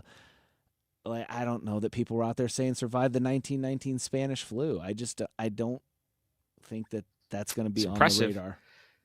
What about, well, here's the other thing. So religion is number one. Number two on that list that were common for those that said they lived a good life was caring for others. So faith, number one, caring for others, number two. Common trend there, that which is kind of important. Yeah, it's externally motivated factors. I feel like for the sake of time, I have to tell you what happened to me, and maybe you can help me get out of the doghouse. And I know Ryan's not here, but he can listen in the car and point out. He's listening to Taylor Swift. He's listening to Taylor Swift. That's right. I got in so much trouble at church. So you tell me, Brad, what I can do here. How long have you been married for? Oh, let's see. I think it's 8, going on 18 years now. Okay. You have more years in than I do, but I'm not far behind. So here's where the trouble started. My wife went into the church before me. she was sitting down alone because there's an adult Bible study before church. She didn't want to go to it, so she's like, I'm just going to go into the sanctuary. I went to the adult Bible study. So when that was over, I went into the church and I started looking for my wife. Now, keep in mind, the kids are in the kids portion that happens at the start of the service. They join us later. So it's just my wife. And I find her and I start walking to her. And then I realize, wait a minute, that's not my wife. So I was like, it looked, they were wearing like the same clothes, similar hair length, everything similar. And I realized, I said, uh-oh. And I looked and I found her over there and she saw me and she's like, oh boy. So I make it over there and she's like, what were you doing? I was like, oh, I thought you were sitting over there, but I'm sorry. I thought you were her. And she looks over and she said, you thought that was me? She's pregnant. Why did you think that was her? And I said, ooh, I don't know. So ever since then, she's like, you mixed me up with a pregnant woman? Oh boy, I've been in the doghouse since then. I don't know what to do to get out. What? Well, look who showed up. It's Ryan. So what do I do, Brad? So I don't know. What do you do? One, did you notice she was pregnant? Obviously not, No. right? No, I didn't know that. What were you trying to identify? Like when you looked at her and you said, oh, there's my wife. What were you looking at? Hair color and clothes. Okay. So, yeah. And she was wearing a similar outfit? Yep. As far, you know what? Wearing an outfit that I would believe my wife to wear. Now, keep in mind, I don't remember what she wears on most days. So I don't know if it was that day, but it's something she would wear. So here's the thing, Ryan. I think you're hosed. I think your wife's already made up her mind, and you like, I'm sorry, dear. I didn't mean for you to feel that way. I was just kind of looking at her hair color, and I had other things on my mind. I wasn't paying that much attention. And you can maybe minimize damage, but you're not going to get out of here scot-free. Going back to the start of the show, when I said they don't forget anything, they literally do not forget anything. That is going to stay with me for the rest of our lives. And I don't think I'll ever get out of that one. She'll say, oh yeah, like that time you thought I was the pregnant lady. I'm not getting out of that. Not a chance. Ryan, you got any advice for him? Ryan Wiggins? I didn't hear the whole story, but I'm going to assume that you were looking at other women, and that was a bad idea. Did you? At church. You were at church. You were looking at other women at church? Look, that's a great place to get a mate, but you've already got one. I mixed up my wife for a pregnant woman, and she's like, wait, you thought I looked like that pregnant lady? And she's, oh boy, that's when the trouble started right there. What was the It was angle? a pure accident. So I came into church after her, and she was already sitting, and I was looking for her, and they were both sitting. So I thought, oh, that's her. Started walking. Nope, not her. Just so happened she was pregnant. Not that I could tell, but I got in some pretty big trouble. Does she usually wear it? I mean, some grace here. Does she usually wear a backpack backwards? Because if so, that's reasonable. If there's any other circumstance, you messed up bad. So, it was a potluck day, and we forgot to plug it in early enough, so she had to keep it warm. So she had the potluck under a blanket in her belly. So maybe she really had a pot. She had a pot roast on her stomach. That's not your fault. Then that's a weird circumstance. It's a food baby. Oh, I thought that pregnant lady was you because I thought she was holding a pot roast. Holding the pot roast. Yes. I think you just made that up. I think that you did very poorly here. Of course I just made that up. Like, what do you mean pot roast in the sanctuary? She's holding on to this thing. But they were both sitting, right? And you came in from behind, so their bodies were probably shielded by the chairs. If they're like the chairs at my church, it's a row. There's no way you could have seen her pregnant belly. Yeah, and when you walk in or the door opens, people just naturally turn their head and look, and I'm like, okay, and we made eye contact. It looks like you, but it was from a distance, so the face. Could you see her ankles? Were they retaining water? Because if they were, then you know that's not her. Was her hair extremely thick? So all the signs of pregnancy. Now, I wasn't picking up on this in that little bit of walking I had to do to try to get to the pew. Your hair gets thicker whenever you're pregnant? Your hair grows in better? Yeah. Just compliment your wife's hair and say it was just so lush and thick that I thought it was yours. Oh, that's the great way to put it. But make sure you say hair. Don't say body. That's the way out of it. This is a couple days late, too. I'm in trouble, yeah. You're like, babe, I got it. Well, we all know how this goes. She'll bring it up at some point again. There's no way this is just going away. And at least I'll have a little bit I can bring back to the table at that point. I don't think it's going to help. I don't know. Just take the L. Or tell her she had Fabio hair. And that's what that's what you saw from behind was beautiful romance hair. Exactly. Oh, you think her hair is beautiful? That's what she would say. You think her hair was beautiful? Yeah, you're not going to win. Just I'm in trouble. Just assume you're going to take the L here. Take the L. Well, after the break, YouTube live chat poll, are you satisfied with President Trump's handling of the economy? Let's get some answers to that coming up. I'm Ryan Recker for one more break, filling in for Andy Fry, 97.1 FM Talk. The way you nibble on my ear, the only words I want to hear. Baby, take it slow so we can last long. Visit 971talk.com/events and enjoy Trans-Siberian Orchestra, a Christmas tradition at Enterprise Center December 23rd. A portion of the proceeds benefits Siteman Kids at St. Louis Children's Hospital. Visit 971talk.com. If you suffer from burning, tingling, or numb feet, pay special attention as we discuss neuropathy with Dr. Patton, DC. Doctor, what is neuropathy? Peripheral neuropathy is nerve damage to the feet and legs. What are the symptoms? The symptoms are numbness, burning, tingling, pain, and loss of balance. Is neuropathy treatable? It's absolutely treatable, and we have amazing results. If you have burning, tingling, numbness, coldness in your feet or hands or balance issues, call us at Comprehensive Integrated Health today for a nerve damage screening. The screening will tell if you're at risk for serious complications and if you're a candidate for our cutting-edge treatment program. Don't wait until your symptoms are so severe nothing can be done. End-stage neuropathy leaves people confined to walkers, wheelchairs, and even amputations. The first 10 callers will receive a free nerve damage screening. Call 636-538-5188. That's 636-538-5188 for your free nerve damage screening. 636-538-5188. Rooted in faith, grounded in family. We're back with more truth. This is the Annie Fry Show.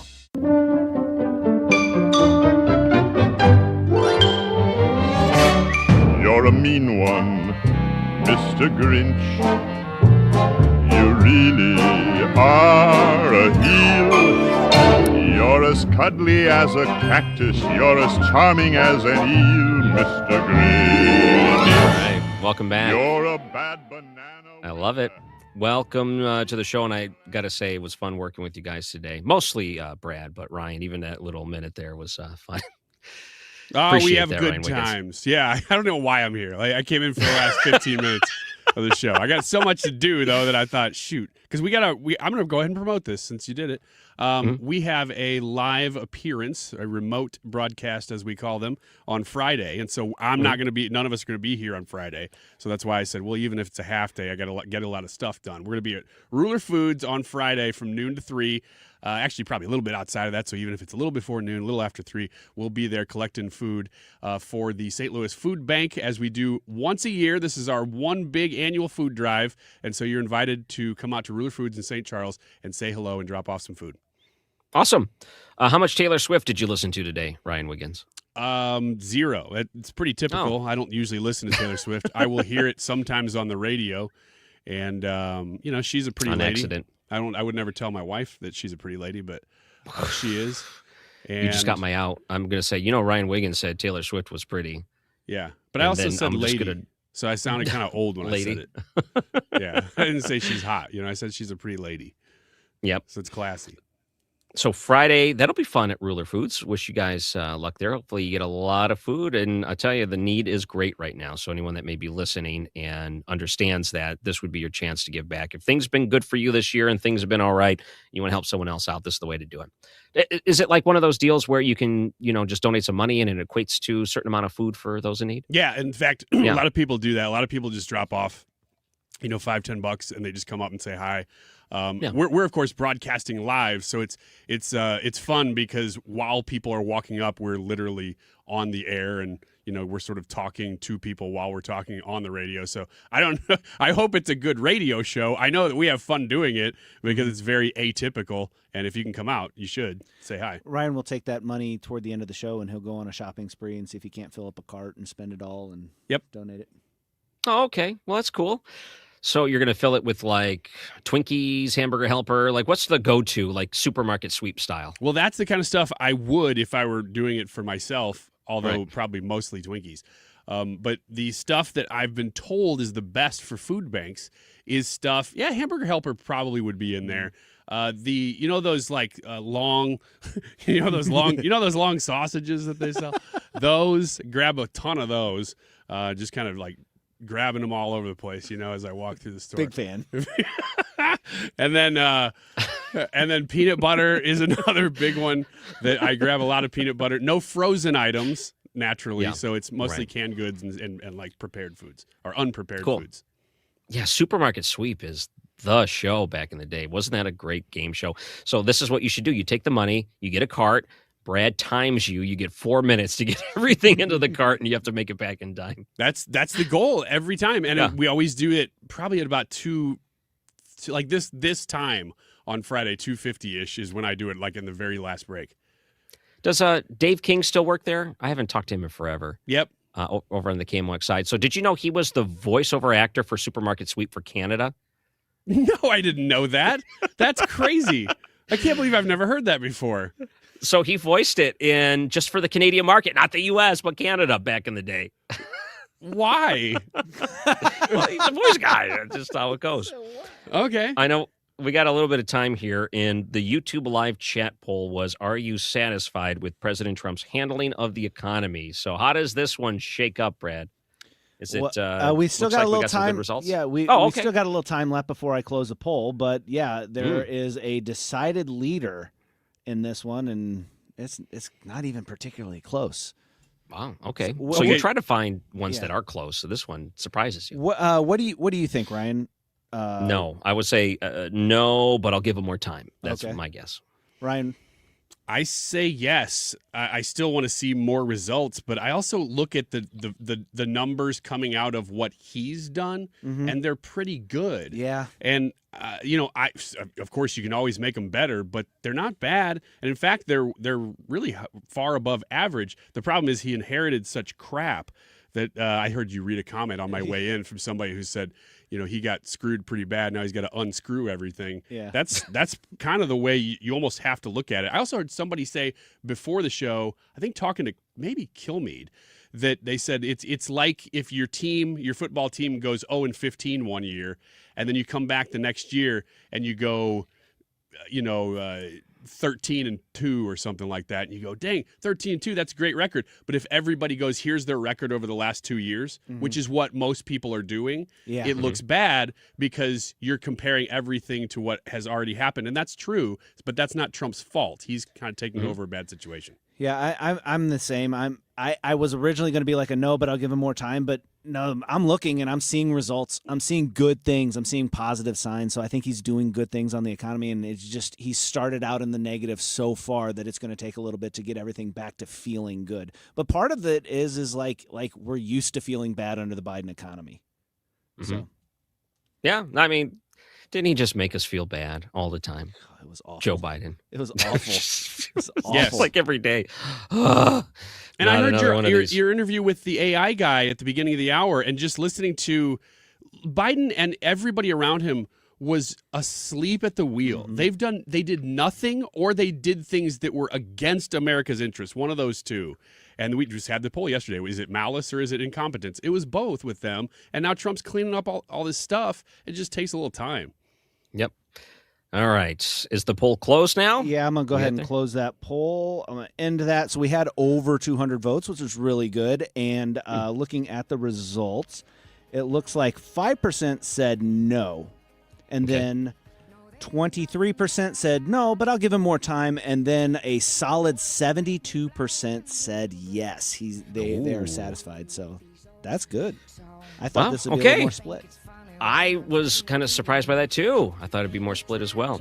Well, I got to say, it's always fun when I get a call and said, hey, we need you today. You guys make it so easy on the Annie Fry Show, and it's always an honor when I get to do that. If people listening here want to find me at Ryan Recker on Facebook, Twitter, places like that. Enjoy the rest of your day. Stay warm. And do whatever you can not to listen to Taylor Swift for the rest of the day. That is my advice to you. Done on 97.1 FM Talk. Married the sweetheart.